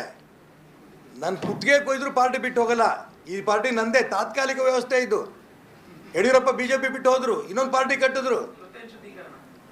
ಹಾಂ, ಅದಕ್ಕೆ ನಾನು ಈ ಬದುಕು ಮಾಡ್ತಾ ಇರೋದು ವಿನಃ ಯಾವ ಫಲಿತಾಂಶ ದೇವ್ರಿಟ್ಟಿದ್ದು. ಒಂದೇ ಸರ್, ಒಂದು ಮುಗಿಸ್ಬಿಡ್ತೀವಿ, ಒಳ್ಳೆ ಸಬ್ಜೆಕ್ಟ್ ಇಟ್ಟಿರೋದು. ಒಂದು ಕಾಲದಲ್ಲಿ 2 ತಾನೇ ನಾವು MP ಇದ್ದಿದ್ದು, 2 ತಾನೇ MLA ಇದ್ದಿದ್ದು. ಅದಾದ್ಮೇಲೆ ನಾವು 4 MLA ಆದ್ವಿ. 4 MLA ಆದಾಗ್ರು ಭಾಳ ಜನ ನಮಗೆಲ್ಲ ಕರೆದ್ರು, ಯಾಕ್ರಿ ಈ ಪಾರ್ಟಿ ಅಧಿಕಾರಕ್ಕೆ ಬರಲ್ಲ ಬಿಡ್ರಿ, ಯಾಕೆ ಸಾಯ್ತೀರಿ ಈ ಪಾರ್ಟಿಗೆ, ಬರ್ರಿ ಹೊರಗಡೆ. ತುಂಬ ಜನ ಕರೆದ್ರು. ಹಿಂದುತ್ವ ಸಿಗತ್ತೆ ಆ ಪಾರ್ಟಿಗೆ? ಯಾವುದಾದ್ರು ಪಾರ್ಟಿ ಗಂಡಸ್ತನದಿಂದ ಧೈರ್ಯವಾಗಿ ಹೇಳಿ ನೋಡೋಣ, ನಾವು ಹಿಂದುತ್ವದ ಪರವಾಗಿದ್ದೀವಿ? ಇಲ್ಲ. ಅದಕ್ಕೋಸ್ಕರ ಈ ಪಾರ್ಟಿಯಲ್ಲಿರೋದು. ಅದಕ್ಕೋಸ್ಕರ ಈ ಪಾರ್ಟಿಗೆ ಭಾಳ ಜನ ತಪಸ್ಸು ಮಾಡಿ ಸತ್ತಿದ್ದಾರೆ. ನಾವು ತಪಸ್ಸು ಮಾಡಿ ಸಾಯ್ತೀವಿ. ಏನೋ ಗೆಲ್ಲಬೇಕು ಅನ್ನೋದು ಉದ್ದೇಶ ಅಲ್ಲ. ನಾವು ತಡ್ರಿ ಸರ್, ಹೇಳೋದ್ರಿ, ನಾನು ಹೇಳೋದು ಕೊಟ್ರಿ. ಇದು ಮಂಗಳೂರಂಥ ಊರಲ್ಲಿ ನಾನು ಪತ್ರಿಕಾಗೋಷ್ಠಿ ಮಾಡಬೇಕಾದ್ರೆ ನನಗೆ ಎಷ್ಟು ಗುಂಡಿಗೆ ಇರಬೇಕು ಲೆಕ್ಕ ಹಾಕಿ. ಅದು ಈ ಸಬ್ಜೆಕ್ಟ್ ಇಟ್ಕೊಂಡು. ಇದು ಚಿಂತಕರ ನಾಡು ಮಂಗಳೂರು, ಹಿಂದುತ್ವದ ನಾಡು, ಹೆಮ್ಮೆಯಿಂದ ಹೇಳ್ಕೊತೀನಿ ನಾನು. ಇಲ್ಲಿ ಈ ಸ್ಥಿತಿ ಬಂತಲ್ಲ ರಘುಪತಿ ಭಟ್ ಅಂತವ್ರಿಗೆ, ನಾನು ಇದನ್ನು ನೋವಾಗ್ತಾ ಇದೆ ನನಗೆ. ನಾನು ಕರೆ ಕೊಡ್ತಿದ್ದೆ ನಮ್ಮ ಕಾರ್ಯಕರ್ತರಿಗೆ.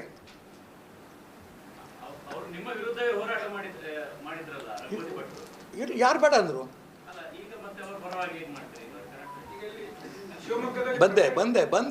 ಬಂದೆ ಕರೆಕ್ಟಾಗಿ ಕೇಳಿದಿರಿ. ನನ್ನ ವಿರುದ್ಧ ಅಲ್ಲ, ಅವರು MP ಆಗಬೇಕು, MP ಇಡೀ ದೇಶದಲ್ಲಿ ನರೇಂದ್ರ ಮೋದಿ ಪ್ರಧಾನಮಂತ್ರಿ ಆಗಬೇಕು ಅನ್ನೋಂಥ ಉದ್ದೇಶಕ್ಕೆ ಹೋಗಿದೆ ಅಂತ ನನಗೂ ಹೇಳಿದ್ರು ಭಾಳ ಜನ. ಈಗ ಯಾರ್ಯಾರು ಲೋಕಸಭೆ ಚುನಾವಣೆಯಲ್ಲಿ ನನ್ನ ವಿರುದ್ಧ ಕೆಲಸ ಮಾಡಿದ್ರು ಬಹಳ ಜನ ಇವತ್ತು ನನ್ನ ಜೊತೆ ಬಂದಿದ್ದಾರೆ, ರಘುಪತಿ ಭಟ್ ಜೊತೆ ಬಂದಿದ್ದಾರೆ. ಆ ಚುನಾವಣೆ ಬೇರೆ, ಈ ಚುನಾವಣೆ ಬೇರೆ ಅಂತ ಬಂದಿದ್ದಾರೆ. ಈ ಯಡಿಯೂರಪ್ಪ ಬುದ್ಧಿ ಕಲಿಸ್ತೀವಿ ಅಂತ ಬಂದಿದ್ದಾರೆ. ಈಗ ಇದರಲ್ಲೇನು ಅನುಮಾನ ಇಲ್ಲ. ಇದು ಶುದ್ಧೀಕರಣ ಆರಂಭ ಆಗುತ್ತೆ. ಮಿನಿಸ್ಟರ್ ಆಗಿರ್ಬೇಕಾದ್ರೆ ಗುತ್ತಿಗೆದಾರರು ಸೂಸೈಡ್ ಆದ ಕಾರಣ ನಿಮ್ಮ ಮಿನಿಸ್ಟರ್ ಪೋಸ್ಟ್ ಲಾಸ್ಟಿಗೆ ಹೋಯ್ತು. ಈಗ ಬಿಜೆಪಿಯವರು ಅದ್ರ ಬಗ್ಗೆ ಹೋರಾಟ ಮಾಡ್ತಾ ಇಲ್ಲ ಅಂತ ಅನ್ಸುತ್ತಾರೆ. ದೊಡ್ಡ ಮಟ್ಟದ ಹೋರಾಟ ಮಾಡ್ತಾರೆ. ನಾನು ಹೇಳ್ತಿರೋದು BJP ಹೋರಾಟ ಮಾಡುತ್ತೋ ಬಿಡುತ್ತೋ ಪ್ರಶ್ನೆ ಅಲ್ಲ. ಇದು ಯಾರು ಸತ್ತಂಥ ಸಂದರ್ಭದಲ್ಲಿ ನಾನು ಮೈಸೂರು ಒಂದು ಕಾರ್ಯಕ್ರಮದಲ್ಲಿದ್ದೆ. ಅವತ್ತೇ ನಾನು ಡೆಲ್ಲಿ ಫೋನ್ ಮಾಡಿದೆ ನಮ್ಮ ರಾಷ್ಟ್ರೀಯ ಸಂಘಟನಾ ಪ್ರಧಾನ ಕಾರ್ಯದರ್ಶಿ ಸಂತೋಷಿಗೆ. ನೋಡಪ್ಪ, ನನ್ನ ಮೇಲೆ ಒಂದು ಆಪಾದನೆ ಬಂದಿದೆ, ನಾನು ಇವರು ರಾಜೀನಾಮೆ ಕೊಡ್ತಾ ಇದ್ದೇನೆ, ಎನ್ಕ್ವೈರಿ ಆಗಲಿ, ಎನ್ಕ್ವೈರಿ ಆಗಿ ರಿಪೋರ್ಟ್ ಬಂದ ಮೇಲೆ ನನಗೆ ತೊಗೊಂಡೋದು ಬಿಡೋದು ಮುಂದಿಂತು ಅಂತ ನಾನು ಇಮ್ಮಿಡಿಯೇಟ್ ಫೋನ್ ಮಾಡಿದೆ. ದುಡುಕಬೇಡಿ, ನಾನು ನಂಬರ್ 1 ಇದೇ ಅವ್ರು ಹೇಳಿದ್ದೇ ಪದ, ನಂಬರ್ 1 ನಂಬರ್ 2 ಇಬ್ಬರ ಹತ್ರ ಮಾತಾಡಿ ನಿಮಗೆ ತಿಳಿಸ್ತೀನಿ. ಇಡೀ ಒಂದು ದಿನ ನಂಗೆ ಉತ್ತರ ಬರಲಿಲ್ಲ. ಮಾರನೇ ದಿನ ಮತ್ತೆ ಮಾಡಿದೆ, ನನಗೆ ಸಮಾಧಾನ ಆಗ್ತಿಲ್ಲ. ಆಪಾದನೆ ಬಂದಿರೋದು ನನ್ನ ಮೇಲೆ, ನಮ್ಮ ಸರ್ಕಾರದ ಮೇಲೆ ಆಪಾದನೆ ಬಂದಿದೆ, ಸರ್ಕಾರದ ಮೇಲೆ ಕಪ್ಪು ಚುಕ್ಕಿ ಇಡಕ್ಕೆ ನಾನು ತಯಾರಿಲ್ಲ, ದಯವಿಟ್ಟು ನಂಗೆ ರಾಜೀನಾಮೆ ಕೊಟ್ಟು ಇಮಿಡಿಯೇಟ್ ಎಂಕ್ವೈರಿ ಮಾಡಿಸಿ. ಕೊನೆ ಮಧ್ಯಾಹ್ನ ಸಂಜೆ ಮೇಲೆ ನನ್ನ ಪರ್ಮಿಷನ್ ಸಿಕ್ತು, ನಾನು ರಿಸೈನ್ ಮಾಡಿದೆ. ಭಗವಂತ ದಯಿಂದ ಕಂಪ್ಲೀಟ್ ಎನ್ಕ್ವೈರಿ 3000 ಪುಟ ಎನ್ಕ್ವೈರಿ ಮಾಡಿ ನಾನು ನಿರ್ದೋಷಿ ಅಂತ ಬಂದಿದೆ. ಇದು ಬೇರೆ BJP ಸುದ್ದಿ, ನಾನು ಬರಲ್ಲ. ಬಂದೆ. ಆದರೆ ನಾನು ಮುಖ್ಯಮಂತ್ರಿ ಕೇಳೋಕ್ಕೆ ಇಷ್ಟಪಡ್ತೀನಿ ಸಿದ್ದರಾಮಯ್ಯನವರಿಗೆ. ಡಬಲ್ ಸ್ಟ್ಯಾಂಡರ್ಡ್ ಯಾಕೆ ನಿಮಗೆ? ಮೆರವಣಿಗೆ ಮಾಡಿದ್ರಿ DK ಶಿವಕುಮಾರ್, ನೀವು ವಿರೋಧ ಪಕ್ಷದಲ್ಲಿ ಇದ್ದುಕೊಂಡು ಈಶ್ವರಪ್ಪ ರಾಜೀನಾಮೆ ಕೊಡಬೇಕು, ನೀನು ಹೇಳೋಕ್ಕಿಂತ ಮುಂಚೆನೇ ನಾನು ರಾಜೀನಾಮೆ ಪರ್ಮಿಷನ್ ಕೇಳ್ತಾ ಇದ್ದೆ. ದೆಹಲಿ ನಮ್ಮ ರಾಷ್ಟ್ರೀಯ ನಾಯಕರು ಪರ್ಮಿಷನ್ ಕೇಳ್ತಾ ಇದ್ದೆ ನಾನು. ನನ್ನ ನೈತಿಕತೆ ಪ್ರಶ್ನೆ ಇದು. ಸರ್ಕಾರದ ಕಪ್ಪು ಚುಕ್ಕೆ ನಾವು ಒಪ್ಪಕ್ಕೆ ತಯಾರಿಲ್ಲ. ನಿಮ್ಮ ಮಂತ್ರಿ ಈ ನಿಮಿಷಕ್ಕೂ 1 ನಿಮಿಷ ಒಂದು ರಾಜೀನಾಮೆ ತೊಗೊಂಡು ಎನ್ಕ್ವೈರಿ ಮಾಡಿ ವಾಪಸ್, ನಾನು ಬೇಡ ಅಂತೀನೇನು? BJP ಬಗ್ಗೆ ಬಿಡಿ, ಅವ್ರು ಏನು ಮಾಡ್ತಾರೋ ಬಿಡ್ತಾರೋ, ನಾನು ಅವ್ರ ಸುದ್ದಿ ಹೋಗಲ್ಲ. ನಾನು ಮುಖ್ಯಮಂತ್ರಿ ಕೇಳೋಕ್ಕೆ ಇಷ್ಟಪಡ್ತೇನೆ, ನಿಮಗೆ ನೈತಿಕತೆ ಇದ್ದರೆ ಆಗ ನೀವು ಹೋರಾಟ ಮಾಡಿದ್ರಲ್ಲ, ಆಪಾದನೆ ಬಂದಿದೆ ಈಶ್ವರಪ್ಪ ರಾಜೀನಾಮೆ ಕೊಡಬೇಕು ಅಂತ. ನಿಮ್ಮ ನಾಗೇಂದ್ರನ ಬಗ್ಗೆ ಏನು ಮಾಡ್ತೀರಿ ಈಗ? ಭ್ರಷ್ಟ ಇರಲಿ ಅಂತ ಅಂದ್ಕೊಂಡಿದ್ದೀರಾ? ಯಾರು ಬೇಕಾದ್ರೂ ಸಾಯಲಿ ಅಂತ ಅಂದ್ಕೊಂಡಿದ್ದೀರಾ? ತನಿಖೆ ಮಾಡ್ತಿ. ಆ ತನಿಖೆಯಲ್ಲಿ ನಾಗೇಂದ್ರ ತಪ್ಪಿತಸ್ಥ ಅಲ್ಲ, ಅವತ್ತೇ ತಗೊಳ್ಳಿ, ಉಪಮುಖ್ಯಮಂತ್ರಿ ಮಾಡಿ, ನಾನು ಬೇಡ ಅನ್ನಲ್ಲ. ತಪ್ಪಿತಸ್ಥ ಕೈ ಬಿಟ್ಬಿಡಿ. ಇಷ್ಟು ಮೈ ಮೇಲೆ ಜ್ಞಾನ ಇಲ್ಲ ಅಂದರೆ ಇಂಥ ಮುಖ್ಯಮಂತ್ರಿ ನಮ್ಮ ರಾಜ್ಯದಲ್ಲಿ ಇಟ್ಕೊಂಡಿದ್ದೀವಲ್ಲ. ಯಾರೇ ತಪ್ಪು ಮಾಡಲಿ ಅವ್ರ ಪರ. ಚನ್ನಗಿರಿ ನೋಡಿ ಹೇಗಿದೆ. ಹೋಮ್ ಮಿನಿಸ್ಟರ್ ಹೇಳಿದ್ರು, ಅವನನ್ನು ಪೊಲೀಸ್ ಸ್ಟೇಷನ್ ಕರ್ಕೊಂಡೋಗಿ 7 ನಿಮಿಷದಲ್ಲಿ ಅವನು ಸತ್ತ. ಆದಿಲ್ಲನ್ನು ಸತ್ತ. 7 ನಿಮಿಷದಲ್ಲಿ ಹೊಡೆದು ಸಾಯಿಸೋಕ್ಕೆ ಆಗತ್ತೇನ್ರಿ? ಲಾಕಪ್ ಡೆತ್ ಅಲ್ರಿ ಅಂದರು. ಲಾಕಪ್ ಡೆತ್ ಅಲ್ಲ ಅಂದಮೇಲೆ ಸಬ್ ಇನ್ಸ್ಪೆಕ್ಟರ್ ಪೊಲೀಸ್ ಅಧಿಕಾರಿಗಳು ಯಾಕಪ್ಪ ಸಸ್ಪೆಂಡ್ ಮಾಡಿದೆ ನೀನು? ನೀನು ಹೋಮ್ ಮಿನಿಸ್ಟರ್ ಆಗೋ ಯೋಗ್ಯತೆ ಇದೆ ನಿನಗೆ? ಇವತ್ತೊಂದು ಪತ್ರಿಕೆ ವಿಡಿಯೋ ನೋಡಿದೆ ನಾನು. ಎಂತ ಕಂಕನಾಡಿನ ನಮಾಜು ಮಾಡಿರೋದು, ರಸ್ತೆಯಲ್ಲಿ ನಮಾಜು ಮಾಡಿಸ್ಕೊಂಡು ನಿಮ್ಮ ಮನೇಲಿ ಕರ್ಕೊಂಡೋಗಿ ನಮಾಜ್. ನಾವೇನು ಬೇಡ ಅನ್ನಲ್ಲ. ಎಲ್ಲಿದ್ದೀವಿ ನಾವು? ನಾನು ಅದಕ್ಕೆ ಹೇಳಿದೆ, ಎಲ್ಲ ಮುಸಲ್ಮಾನರನ್ನ ಟೀಕೆ ಮಾಡ್ತಿಲ್ಲ, ದಯವಿಟ್ಟು ಅರ್ಥ ಮಾಡ್ಕೊಳ್ಳಿ. ಇವ್ರು ಯಾರೋ ಹಿಡಿಯಷ್ಟು ರಾಷ್ಟ್ರದ್ರೋಹಿಗಳು ಮಾಡಿದಂಥ ಕುತಂತ್ರ, ಷಡ್ಯಂತ್ರ. ಇಂಥ ಮುಸಲ್ಮಾನರು ಒದ್ದು ಒಳ ಹಾಕಿದ್ರೆ ಆ ಉಳಿದ ಮುಸಲ್ಮಾನರಿಗೂ ಸಂತೋಷ ಆಗುತ್ತೆ. ಇವರು ನಮ್ಮ ಇಡೀ ಮುಸಲ್ಮಾನ್ ಸಮಾಜಕ್ಕೆ ಅಪಮಾನ ಮಾಡ್ತಿದ್ದಾರೆ, ಇವರು ಬಿಡಲ್ಲ ನಾವು ಅಂತ ಅವರು ಕೂಡ ಹೇಳ್ತಾರೆ. ನಮಾಜು ಎಲ್ಲರೂ ಮಾಡ್ಕೊ, ಯಾರು ಎಲ್ಲರೂ ಸಾಯಲಿ, ನಮ್ಮ ಬ್ರದರ್ಸ್ ಒಡ ಹುಟ್ಟಿದವರು, ಮುಂದಿನ ಜನ್ಮ ಸಿಕ್ಕರೆ ನಾನು ಮುಸಲ್ಮಾನಾಗೆ ಹುಟ್ತೀನಿ. ಇಂಥ ವ್ಯಕ್ತಿಗಳು ಇರೋದ್ರಿಂದನೇ ಇವತ್ತು ಕರ್ನಾಟಕ ರಾಜ್ಯ ಅವ್ರು ಬಾಯ್ಬಿಟ್ಟು ಇವತ್ತೊಂದು ಇನ್ನೊಂದು ನೋಡಿದೆ ನಾನು ಮೆಸೇಜು. ನಾವು ಚುನಾವಣೆಗೆ ಓಟ್ ಕೊಟ್ಟಿದ್ದೀವಿ, ನಾವು ಗೆಲ್ಸಿದ್ದೀವಿ, ಇದು ಟಿಪ್ಪು ನಗರ, ಟಿಪ್ಪು ರಾಜ್ಯ, ಇದು ಏನು ಮಾಡ್ತೀರಿ ಮಾಡ್ಕೊಳ್ಳಿ. ಎಷ್ಟು ಸೊಕ್ಕಿನ ಮಾತಾಡೋಕ್ಕೆ ಎಲ್ಲಿಂದ ಧೈರ್ಯ ಬಂತವ್ರಿಗೆ? ಇದಕ್ಕೆ ನಾನು ಹೇಳಕ್ಕೆ ಕೊಟ್ಟಿರೋದು, ಇವತ್ತು ಹಿಂದುತ್ವ ಜಾಗೃತಿ ಆಗುತ್ತೆ. ಉದಾಹರಣೆಗೆ ಇಲ್ಲಿ ಹಿಜಾಬ್ ಸಬ್ಜೆಕ್ಟ್ ಶುರುವಾಯಿತು. 6 ಜನ ಹೆಣ್ಮಕ್ಳಾರು ಹಾಕೊಂಡ್ಬಂದರು. ಅದಕ್ಕೆ ಯಾರೋ ಬೆಂಬಲ ಕೊಟ್ಕೊತ ಹೋದರು. ಇಡೀ ರಾಜ್ಯದ ಮುಸಲ್ಮಾನರಿಗೆ ಬೆಂಬಲ ಕೊಡಲಿಲ್ಲ, ಆದರೆ ಅದಕ್ಕೆ ಪ್ರೇರಣೆ ಸಿಕ್ತು. ಹಿಂದೂ ಸಮಾಜ ಸುಮ್ಮನೆ ಕೂರ್ತಾ? ಇಡೀ ರಾಜ್ಯ, ದೇಶ, ವಿಶ್ವದಲ್ಲೆಲ್ಲ ಶುರುವಾಯಿತು. ವಾಪಸ್ ತಗೋದ್ರೋ ಇಲ್ಲ? ಇವತ್ತು ನಾನು ಎಚ್ಚರಿಕೆ ಕೊಡ್ತೀನಿ ರಾಜ್ಯದ ಮುಖ್ಯಮಂತ್ರಿಗಳಿಗೆ, ಗೃಹ ಮಂತ್ರಿಗಳಿಗೆ. ತುಷ್ಟೀಕರಣ ನೀತಿ ಇದೆಯಲ್ಲ, ಇದೇ ನಿಮ್ಮನ್ನು ಇವತ್ತಿಲ್ಲ ನಾಳೆ ಸುಡುತ್ತೆ, ನಿಮ್ಮ ಸರ್ಕಾರವನ್ನು ಭಸ್ಮ ಮಾಡುತ್ತೆ. ಹಿಂದುತ್ವ ಖಂಡಿತ ಜಾಗೃತಿ ಆಗುತ್ತೆ. ಯಾರು ರಸ್ತೆ ಮೇಲೆ ಈ ರೀತಿ ಬದುಕು ಮಾಡಿದಾರೋ, ನಮಾಜ್ ಮಾಡಿದಾರೋ ಅವ್ರು ತಕ್ಷಣ ಅರೆಸ್ಟ್ ಮಾಡಿ. ಯಾವ್ಯಾವ ಕಾಯ್ದೆಯಿಂದ ರಾಷ್ಟ್ರದ್ರೋಹಿ ಕೃತ್ಯ ಮಾಡಿದಾರೋ ಆ ಕೇಸ್ಗಳಾಗಿ ಒಳಹಾಕಿ ಅವ್ರನ್ನ.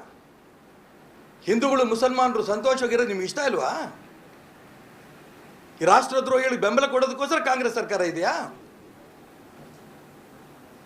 ಮುಖ್ಯಮಂತ್ರಿಗಳು ಒಂದು ಕಡೆ ತಕ್ಷಣ ನಾಗೇಂದ್ರನ ಅರೆಸ್ಟ್ ಮಾಡಿ, ನಾಗೇಂದ್ರನ ರಾಜೀನಾಮೆ ತಗೋಬೇಕು, ಅದ್ರ ಬಗ್ಗೆ ತನಿಖೆ ಆಗಬೇಕು. ಯಾರು ಪಾಪ ಸತ್ನಲ್ಲ ಅವನು, ಕೆಲವು ಅಧಿಕಾರಿಗಳ ಹೆಸರಲ್ಲೇ ಸತ್ಯಾನೆ. ಅವ್ರ ಕುಟುಂಬಕ್ಕೆ ಏನು ಕೊಡಬೇಕೋ ಕೊಡಿ. ಜೊತೆಗೆ ಇವತ್ತು ಈ ರೀತಿ ಮುಸಲ್ಮಾನ ವ್ಯಕ್ತಿಗಳು ಏನು ಮಾಡ್ತಾ ಇದ್ದಾರೆ, ಷಡ್ಯಂತ್ರಗಳು ಮಾಡಿ, ಗೂಂಡಾಗಿರಿಗಳು ಮಾಡಿಕೊಂಡು ಕೊಲೆ, ಸುಲಿಗೆ, ರಸ್ತೆಯಲ್ಲಿ ನಮಾಜು, ಇಂಥವ್ರ ಬಗ್ಗೆ ಬಿಗಿ ಕ್ರಮ ತಗೊಳ್ಳಿಲ್ಲ ಅಂತಂದರೆ ಇಡೀ ದೇಶದಲ್ಲಿ ಇವತ್ತು ಕಾಂಗ್ರೆಸ್ ಇಲ್ದಂಗೆ ಆಗ್ತಾ ಇದೆ. ಕರ್ನಾಟಕ ರಾಜ್ಯವು ಕೂಡ ಭಸ್ಮ ಆಗುತ್ತೆ ಅನ್ನೋ ಎಚ್ಚರಿಕೆಯನ್ನು ರಾಜ್ಯ ಮುಖ್ಯಮಂತ್ರಿಗಳಿಗೆ ಕೊಡೋಕ್ಕೆ ಇಷ್ಟಪಡ್ತೇನೆ. ಜೊತೆಗೆ ನಮಾಜ್ ಆಗಿರೋಂಥ ಈ ಸಂದರ್ಭದಲ್ಲಿ ಇಡೀ ಹಿಂದೂ ಸಮಾಜ ರಾಜ್ಯದಲ್ಲಿ ಜಾಗೃತಿ ಆಗುತ್ತೆ. ಕೋಮು ಗಲಭೆಗೆ ಕಾರಣ ನೀವೇ ರಾಜ್ಯ ಸರ್ಕಾರ ಆಗ್ತೀರಿ. ನಮಾಜ್ ಮಾಡುತ್ತಿರೋಂಥ ವ್ಯಕ್ತಿಗಳು ಅರೆಸ್ಟ್ ಮಾಡೋಕ್ಕೆ ನಿಮ್ದೇನು ತೊಂದರೆ? ರಕ್ತ ಹಚ್ಕೊಂಡು ಹುಟ್ಟಿದ್ದೀರ ಅವ್ರ ಜೊತೆ ನೀವೇನಾರು?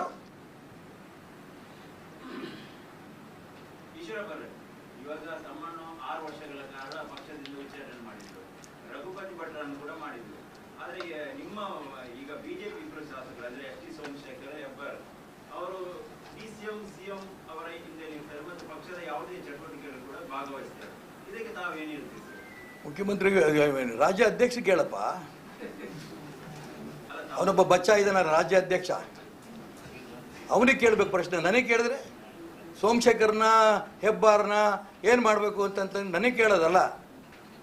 ಯಾಕಂದ್ರೆ ಜಗದೀಶ್ ಶೆಟ್ಟರ್ನ ಇಮಿಡಿಯೇಟಾಗಿ 6 ವರ್ಷ ಅಂದರೆ ನೀವು 6 ದಿನವೂ ಇರಲಿಲ್ಲ, 3 ದಿನವೂ ಇರಲ್ಲ, ನಾವು ಡಿಸ್ಮಿಸ್ ಆಗಿ ತಿಳ್ಕೊಳ್ಳಿ. ನಮ್ಮ ತಾಯಿ ಭಾರತ್ ಮಾತೆ, ಇನ್ನೊಬ್ಬ ತಾಯಿ ಭಾರತೀಯ ಜನತಾ ಪಾರ್ಟಿ.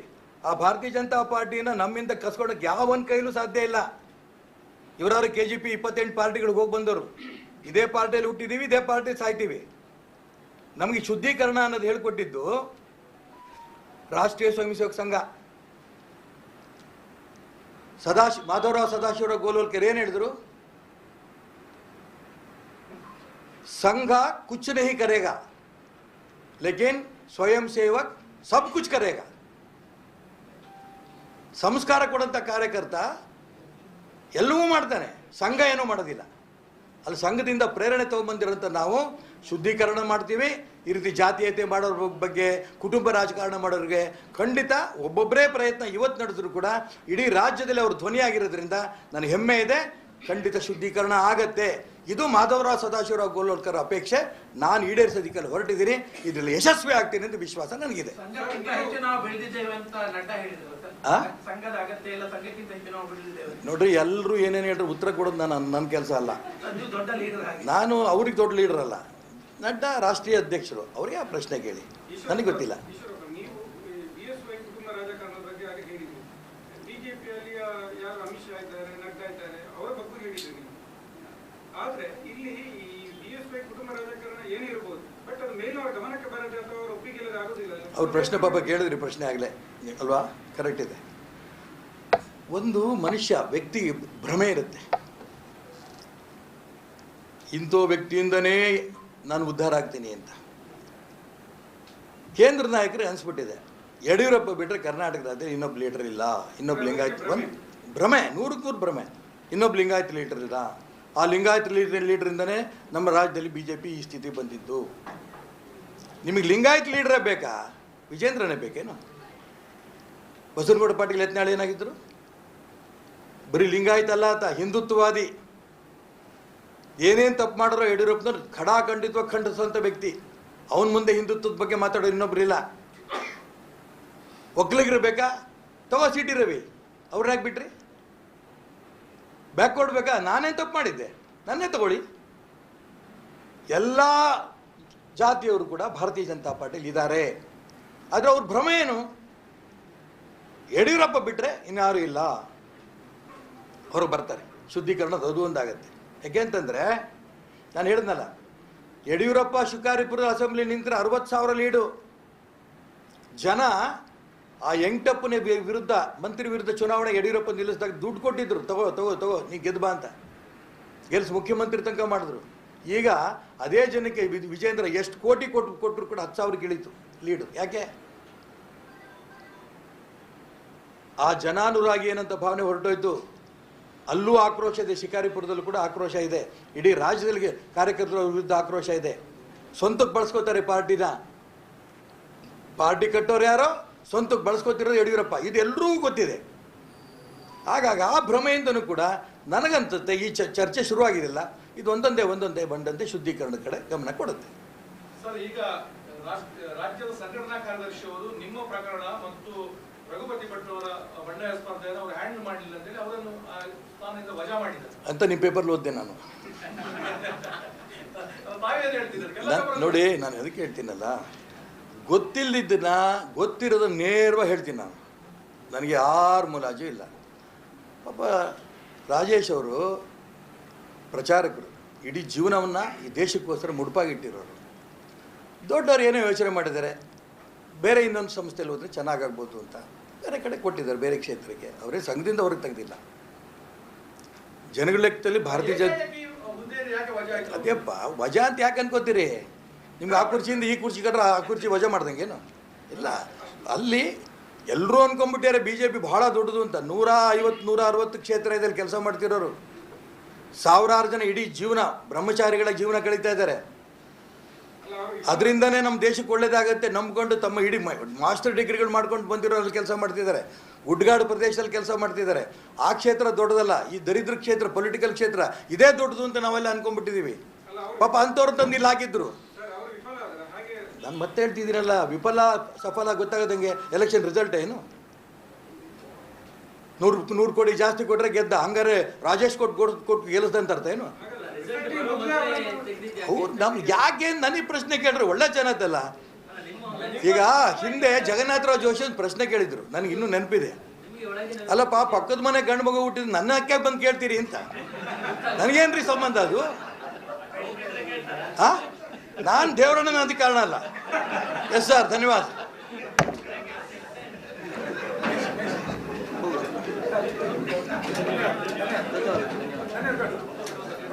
ಹಾಗೂ ಅಶ್ವಿನ್ ಕುಮಾರ್ ಇವರಿದ್ದಾರೆ, ಇವರಿಗೂ ಕೂಡ ಹಾರ್ದಿಕವಾಗಿ ಸ್ವಾಗತ ಬಯಸ್ತಾ ಇದ್ದೇನೆ.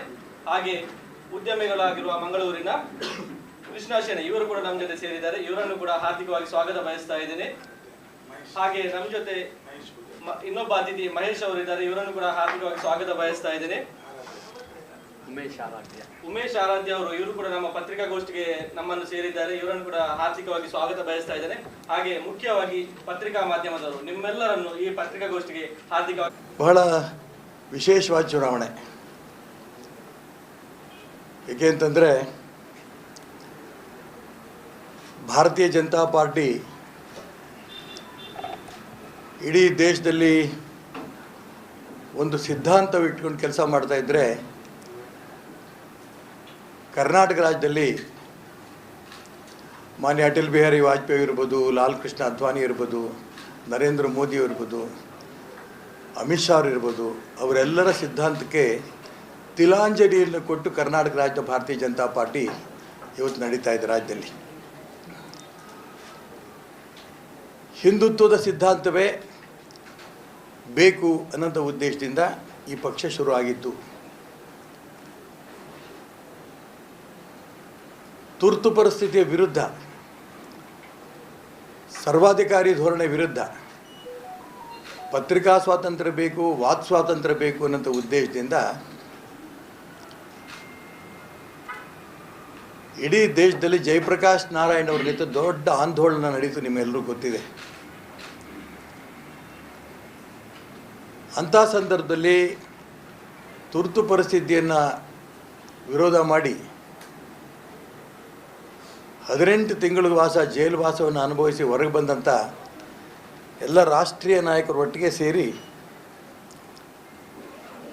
ಜನತಾ ಪಕ್ಷವನ್ನು ಕಟ್ಟಿದ್ದು ಇದೊಂದು ಇತಿಹಾಸ.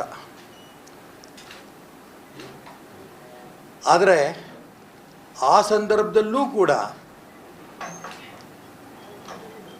ದ್ವಿಸದಸ್ಯತ್ವ ಇರ್ಕೂಡ್ದು ಅನ್ನೋಂಥ ಕೆಲವರ ಅಭಿಪ್ರಾಯ ಇತ್ತು. RSSಗೆ ಹೋಗ್ಕೂಡ್ದು, ಜನತಾ ಪಕ್ಷದಲ್ಲೇ ಮಾತ್ರ ಇರಬೇಕು, ಈ ಅಂಶಗಳು ಬಂದಂಥ ಸಂದರ್ಭದಲ್ಲಿ ನಮ್ಮ ಸಿದ್ಧಾಂತವನ್ನು, ಹಿಂದುತ್ವವಾದವನ್ನು ಯಾವುದೇ ಕಾರಣಕ್ಕೂ ಬಿಡಲ್ಲ ಅನ್ನೋಂಥ ಒಂದೇ ಕಾರಣಕ್ಕೆ ಭಾರತೀಯ ಜನತಾ ಪಾರ್ಟಿ ಹೊರಗಡೆ ನಾವು ಬಂದ್ವಿ.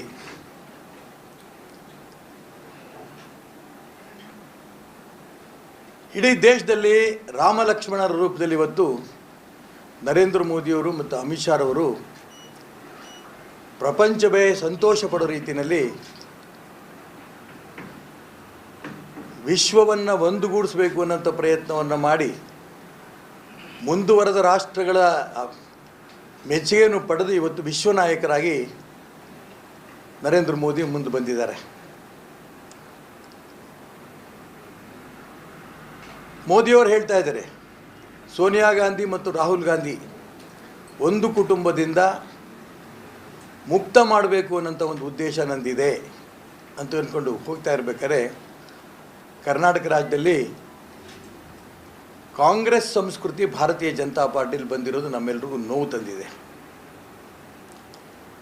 ಒಂದೇ ಕುಟುಂಬದ ಮಾನ್ಯ ಯಡಿಯೂರಪ್ಪನವರು ಕೇಂದ್ರದ ಚುನಾವಣಾ ಸಮಿತಿ ಸದಸ್ಯರು, ಅವ್ರ ಮಗ ರಾಘವೇಂದ್ರ MP, ಇನ್ನೊಬ್ಬ ಮಗ ವಿಜೇಂದ್ರ MLA, ಜೊತೆಗೆ ರಾಜ್ಯದ ಭಾರತೀಯ ಜನತಾ ಪಾರ್ಟಿ ಅಧ್ಯಕ್ಷ. ಈ ಕುಟುಂಬ ರಾಜಕಾರಣದಿಂದ ಭಾರತೀಯ ಜನತಾ ಪಾರ್ಟಿಯನ್ನು ಕರ್ನಾಟಕ ರಾಜ್ಯದಲ್ಲಿ ಮುಕ್ತ ಮಾಡಬೇಕು ಅನ್ನೋಂಥ ಉದ್ದೇಶ ರಾಜ್ಯವನ್ನು ಪಕ್ಷದಲ್ಲಿದ್ದು ನೇತೃತ್ವ ವಹಿಸಿದಂಥ ತಪಸ್ಸು ರೂಪದಲ್ಲಿ ಕೆಲಸ ಮಾಡಿದಂಥ ಅನೇಕ ಕಾರ್ಯಕರ್ತರಿಗೆ ನೋವಾಗಿದೆ. ಇವತ್ತು ಒಂದೇ ಕುಟುಂಬದ ಕೈಯಲ್ಲಿ, ಅಪ್ಪ ಮಕ್ಕಳ ಕೈಯಲ್ಲಿ ಈ ಪಕ್ಷ ಹಿಡಿದು ಅವರೇನು ತೀರ್ಮಾನ ಮಾಡ್ತಾರೋ ಅದ್ರ ಪ್ರಕಾರನೇ ಎಲ್ಲ ನಡೀತಾ ಇದೆ. ಇದ್ರ ನೋವಿಂದ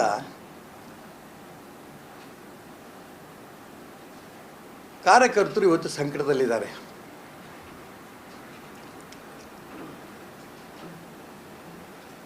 ರೈತ ಹೋರಾಟ, ರಾಷ್ಟ್ರೀಯ ಹೋರಾಟಗಳು ಇದನ್ನು ಸಾಮೂಹಿಕ ನೇತೃತ್ವದಲ್ಲಿ ಭಾರತೀಯ ಜನತಾ ಪಾರ್ಟಿನ ಕಟ್ಕೊಂಡು ಬಂದ್ವಿ. ಮನೆ ಡಾಕ್ಟರ್ VS ಆಚಾರ್ಯ ಇರ್ಬೋದು, ಕರಿಂಬಳಿ ಸಂಜೀವ್ ಶೆಟ್ಟರ್ ಇರ್ಬೋದು, ಅನಂತಕುಮಾರ್ ಇರ್ಬೋದು, ಯಡಿಯೂರಪ್ಪನವರು, BB ಶಿವಪ್ಪನವರು, VS ಆಚಾರ್ಯ, ನಾವೆಲ್ಲರೂ ಕೂಡ ಒಟ್ಟಿಗೆ ಸಾಮೂಹಿಕ ನೇತೃತ್ವದಲ್ಲಿ ಈ ಪಕ್ಷವನ್ನು ಕಟ್ಟಿದ್ದು. ಅವಾಗಿದ್ದಂಥ ಗುರಿ ರೈತ ಹೋರಾಟ, ರಾಷ್ಟ್ರೀಯ ವಿಚಾರದ ಜೊತೆ ಹೋರಾಟ.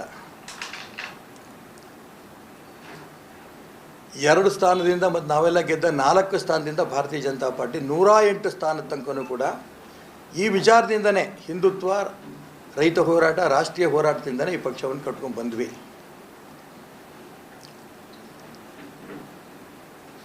ಆದರೆ ಇವತ್ತು ತುಂಬ ನೋವಿಂದ ಹೇಳ್ತೇನೆ, ರಾಷ್ಟ್ರೀಯತೆಯಿಂದ ಜಾತೀಯತೆಗೆ ಇವತ್ತು ಭಾರತೀಯ ಜನತಾ ಪಾರ್ಟಿ ತಿರುಗಿಬಿಟ್ಟಿದೆ.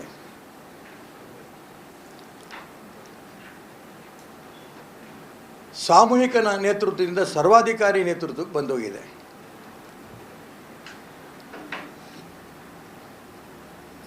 ಯಾರು ಯಡಿಯೂರಪ್ಪನವರು ಅವ್ರ ಕುಟುಂಬದ ಜೊತೆಗಿರ್ತಾರೆ, ಅವರು ಬಹಳ ಹತ್ತಿರ ಇರ್ತಾರೆ, ಜಾತಿವಾದಿಗಳಾಗ್ತಾರೆ, ಜಾತೀಯತೆ ಇರೋಂಥ ವ್ಯಕ್ತಿಗಳಾಗ್ತಾರೆ, ಹಣ ಇರುತ್ತೆ, ಇಂಥವ್ರಿಗೆ ಇವತ್ತು BJPನಲ್ಲಿ ಮಣೆ ಬೀಳ್ತಾ ಇದೆ ಅನ್ನೋಂಥ ಮಾತು ಎಲ್ಲರೂ ಕೂಡ ಹೇಳ್ತಾ ಇದ್ದಾರೆ.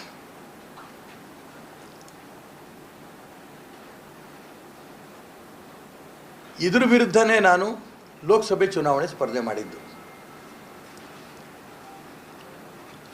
ಅಪ್ಪ ಮಕ್ಕಳ ಕೈಯಿಂದ ಪಕ್ಷ ಹೊರಗೆ ತರಬೇಕು, ಹಿಂದುತ್ವ ಉಳಿಬೇಕು, ಜಾತೀಯತೆಯನ್ನು ದೂರ ಮಾಡಬೇಕು, ನೋವಲ್ಲಿರೋಂಥ ಎಲ್ಲ ಕಾರ್ಯಕರ್ತರು ಕೂಡ ಧ್ವನಿಯಾಗಬೇಕು ಅಂತ ನಾನು ಸ್ಪರ್ಧೆ ಮಾಡಿದ್ದು. ಇಡೀ ರಾಜ್ಯದಿಂದ ನಿರೀಕ್ಷೆಗೆ ಮೀರಿ ನಮ್ಮ ಕಾರ್ಯಕರ್ತರು ನನಗೆ ಬೆಂಬಲ ಕೊಟ್ಟರು. ಲೋಕಸಭೆ ಚುನಾವಣೆ ಮುಗೀತು, ವಿಧಾನ ಪರಿಷತ್ ಚುನಾವಣೆ ಬಂತು. 35-40 ವರ್ಷಗಳಿಂದ ನನ್ನ ಜೊತೆಗೇ ಪಕ್ಷದಲ್ಲಿ ಕೆಲಸ ಮಾಡ್ಕೊಂಡು ಬಂದಂಥ ಉಡುಪಿಯ 3 ಬಾರಿ ಶಾಸಕರಾಗಿದ್ದಂಥ ರಘುಪತಿ ಭಟ್ರಿಗೂ ಕೂಡ ಇವತ್ತು ನೋವಾಗಿದೆ. ಕಳೆದ ವಿಧಾನಸಭಾ ಚುನಾವಣಾ ಸಂದರ್ಭದಲ್ಲಿ ನನಗಾದರೂ ಕೂಡ ದೆಹಲಿಯಿಂದ ಫೋನ್ ಬಂತು, ನೀವು ಚುನಾವಣೆ ನಿಲ್ಲಬೇಡಿ. ನಾನು ತಕ್ಷಣ 5 ನಿಮಿಷಕ್ಕೆ ಪತ್ರ ಬರೆದು ಕಳಿಸ್ತೆ, ಆಯಿತು, ಪಕ್ಷದ ನಿಷ್ಠೆಯಿಂದ ನಾನು ಚುನಾವಣೆ ಸ್ಪರ್ಧೆ ಮಾಡಲ್ಲ, ನಿಲ್ಲಿಲ್ಲ. ರಘುಪತಿ ಭಟ್ರಿಗೆ ಫೋನೂ ಬರಲಿಲ್ಲ, ಟಿವಿಯಲ್ಲಿ ನೋಡಿದ್ರು, ಉಡುಪಿಗೆ ಅವ್ರ ಹೆಸರು ಬದಲು ಬೇರೆ ಹೆಸರು ಬಂತು. ಪತ್ರಕರ್ತರು ಕೇಳಿದ್ರು, ನೀವು ಬೇರೆ ಪಕ್ಷಕ್ಕೆ ಹೋಗ್ತೀರಾ ಅಂತ. ಅವರು ಒಂದು ಉತ್ತರ ಕೊಟ್ಟರು, ನನಗೆ ಇನ್ನೂ ನೆನಪಿದೆ, ಇಡೀ ಜೀವನ ನಾನು ನೆನಪಿಟ್ಕೊಂಡಿರ್ತೀನಿ. ನಾನು ಸತ್ತಾಗ ನಾನು ಹೆಣದ ಮೇಲೂ ಕೂಡ ಭಾರತೀಯ ಜನತಾ ಪಾರ್ಟಿ ಧ್ವಜ ಇರುತ್ತೆ, ಇದು ಅವ್ರ ಪಕ್ಷ ನಿಷ್ಠೆ.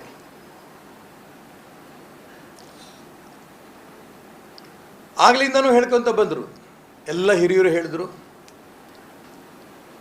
ಮಾನ್ಯ ಯಡಿಯೂರಪ್ಪನವರು ಹೇಳಿದ್ರು, ವಿಜೇಂದ್ರ ಅಧ್ಯಕ್ಷರಾದಮೇಲೆ ಅವರು ಹೇಳಿದರು, ನೀವು MLC ಚುನಾವಣೆ ಸ್ಪರ್ಧೆ ಮಾಡಬೇಕಾಗತ್ತೆ, ಎನ್ರೋಲ್ಮೆಂಟ್ ಎಲ್ಲ ಮಾಡಿ, ಸಾಕಷ್ಟು ಇಡೀ ಕ್ಷೇತ್ರದಲ್ಲಿ ಎನ್ರೋಲ್ಮೆಂಟು ಮಾಡಿದ್ರು. ಮೊನ್ನೆ ನಡೆದಂಥ ಲೋಕಸಭಾ ಚುನಾವಣೆಯಲ್ಲಿ ಶಿವಮೊಗ್ಗ ಲೋಕಸಭಾ ಕ್ಷೇತ್ರ ಇನ್ಚಾರ್ಜ್ ಆಗಬೇಕು ಅಂತ 42 ದಿನ ಶಿವಮೊಗ್ಗ ಲೋಕಸಭಾ ಕ್ಷೇತ್ರದಲ್ಲಿ ಕೆಲಸ ಮಾಡಿದ್ರು. 2 ದಿನ ಮುಂಚೆ ನಿಮಗೆ ಟಿಕೆಟ್ ಇಲ್ಲ ಅಂತ ಬಾಯ್ಬಿಟ್ಟು ಹೇಳಲಿಲ್ಲ, ಬೇರೆಯವರಿಗೆ ಟಿಕೆಟ್ ಅದನ್ನು ಘೋಷಣೆ ಮಾಡಿದ್ರು. ಘೋಷಣೆ ಮಾಡಿದಂಥ ವ್ಯಕ್ತಿ ಯಾರು? ಕಾಂಗ್ರೆಸ್ಸಿಗೆ ಹೋಗಬೇಕು ಅನ್ನೋಂಥ ತೀರ್ಮಾನ ಮಾಡ್ಕೊಂಡಿದ್ದವರು ಒಬ್ಬ ಹರ್ಷ ಅನ್ನೋಂಥ ಹಿಂದೂ ಯುವಕನ ಕಗ್ಗೊಲೆ ಆದಂಥ ಸಂದರ್ಭದಲ್ಲಿ ನಕ್ಸಲಿಸ್ಟ್ನ, ಮುಸಲ್ಮಾನರನ್ನ, ಕ್ರಿಶ್ಚಿಯನ್ರನ್ನ ಕಟ್ಕೊಂಡು ಒಂದು ಶಾಂತಿಗಾಗಿ ನಡಿಗೆ ಮಾಡಿದಂಥ ವ್ಯಕ್ತಿಗೆ ಭಾರತೀಯ ಜನತಾ ಪಾರ್ಟಿ ಸೇರಿಸ್ಕೊಂಡು ಜಾತಿ ಆಧಾರದ ಮೇಲೆ, ಹಣಬಲದ ಮೇಲೆ ಇತ್ತೀಚೆಗೆ ಪಕ್ಷವನ್ನು ಸೇರಿದಂಥ ವ್ಯಕ್ತಿಗೆ ವಿಧಾನ ಪರಿಷತ್ತಿನ ಪದವೀಧರ ಕ್ಷೇತ್ರ ಟಿಕೆಟ್ ಕೊಟ್ಟಿದ್ದಾರೆ. ಹಿಂದುತ್ವವಾದಿ ಪಕ್ಕಕ್ಕೆ ಸರ್ಕೊಂಡ್ರು ರಘುಪತಿ ಭಟ್ರು. ಜಾತೀಯತೆಯನ್ನು ಯಾಕೆ ಕೊಟ್ಟರು ಅದನ್ನು ಕೂಡ ಶಿಕಾರಿಪುರದಲ್ಲಿ ವಿಜೇಂದ್ರ ಚುನಾವಣೆ ನಿಂತಾಗ 10,000 ಲೀಡು. ಅದು ಹಿಂದಿನ ಚುನಾವಣೆಯಲ್ಲಿ ಯಡಿಯೂರಪ್ಪನ ಚುನಾವಣೆ ನಿಂತಾಗ 60,000 ಲೀಡು. ಅವ್ರಿಗೆ ಗೊತ್ತಾಯಿತು ನನ್ನ ಜನಪ್ರಿಯತೆ ಕಡಿಮೆ ಆಗ್ತಾ ಇದೆ, ಸಾಧು ಲಿಂಗಾಯತರು ಓಟ್ ತುಂಬ ಜಾಸ್ತಿ ಇದೆ ಶಿಕಾರಿಪುರದಲ್ಲಿ, ಈ ಸಾಧು ವ್ಯಕ್ತಿಗೆ ಟಿಕೆಟ್ ಕೊಟ್ಟು ಗೆಲ್ಲಿಸ್ಕೊಂಡ್ರೆ ಮುಂದಿನ ವಿಧಾನಸಭಾ ಚುನಾವಣೆಗೆ ತನ್ನ ಮಗನಿಗೆ ಅನುಕೂಲ ಆಗುತ್ತೆ ಅಂತ ಒಂದೇ ಕಾರಣಕ್ಕೆ ಪಕ್ಷ ನಿಷ್ಠೆ ಬರಲಿಲ್ಲ, ಹಿಂದುತ್ವದ ಪ್ರಶ್ನೆ ಬರಲಿಲ್ಲ. ಹಿಂದುತ್ವದ ವಿರೋಧಿ ನಕ್ಸಲಿಸ್ಟು ಮತ್ತು ಕಮ್ಯುನಿಸ್ಟರು ಮುಸಲ್ಮಾನ್ ಕ್ರಿಶ್ಚಿಯನ್ರು ಕಟ್ಕೊಂಡು ಮೆರವಣಿಗೆ ಮಾಡಿದಂಥ ವ್ಯಕ್ತಿ ಜಾತಿವಾದಿಗೆ ಹಣ ಇದೆ ಅಂತ ಅಂದ್ಕೊಂಡು ಟಿಕೆಟ್ ಕೊಟ್ಟರು. ಇದನ್ನು ಸಹಿಸಲಾರ್ದೇನೆ ಈಗ ರಘುಪತಿ ಭಟ್ ಕೂಡ ಚುನಾವಣೆ ಸ್ಪರ್ಧೆ ಮಾಡಿದ್ದಾರೆ. ಇವತ್ತು ಇಡೀ ಕ್ಷೇತ್ರದಲ್ಲಿ ವಿಧಾನ ಪರಿಷತ್ತಿನ ಎಲ್ಲ ಜಿಲ್ಲೆಗಳು ನಾವು ಪ್ರವಾಸ ಮಾಡ್ತಾ ಇರೋಂಥ ಸಂದರ್ಭ ನಾನು ನೋಡ್ತಾ ಇದ್ದೀನಿ. ಭಾರತೀಯ ಜನತಾ ಪಾರ್ಟಿಯ ಕಾರ್ಯಕರ್ತರು ನೇರವಾಗಿ ಕೆಲವರು ರಘುಪತಿ ಭಟ್ ಅವರಿಗೆ ಬೆಂಬಲ ಕೊಡ್ತಾ ಇದ್ದಾರೆ. ಇನ್ನು ಕೆಲವರು ಸರ್ ಪಕ್ಷ ಸರ್ ಏನು ಮಾಡೋದು ಗೊತ್ತಾಗ್ತಾ ಇಲ್ಲ, ನಾವು ಒಳ್ಳೊಳಗೆ ಕೆಲಸ ಮಾಡ್ತೀವಿ, ಖಂಡಿತ ನಿಮಗೆ ಗೆಲ್ಲಿಸ್ತೀವಿ, ಈ ಮಾತು ಆಡ್ತಾ ಇದ್ದಾರೆ.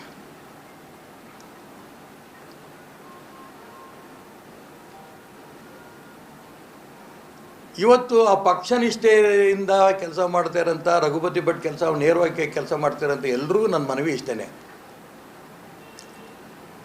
108 ಸ್ಥಾನದಿಂದ ಈ ಜಾತಿಯ ವಿಚಾರದಿಂದ ರಾಷ್ಟ್ರೀಯ ವಿಚಾರ ಪಕ್ಕಕ್ಕೆ ಹೋಗಿರೋದ್ರಿಂದ ಪಕ್ಷದ ನಿಷ್ಠೆ ಕಡಿಮೆ ಆಗ್ತಾ ಇರೋದ್ರಿಂದ 66 ಸ್ಥಾನಕ್ಕೆ ನಾವು ಬಂದಿದ್ದೇವೆ. MLAಗಳು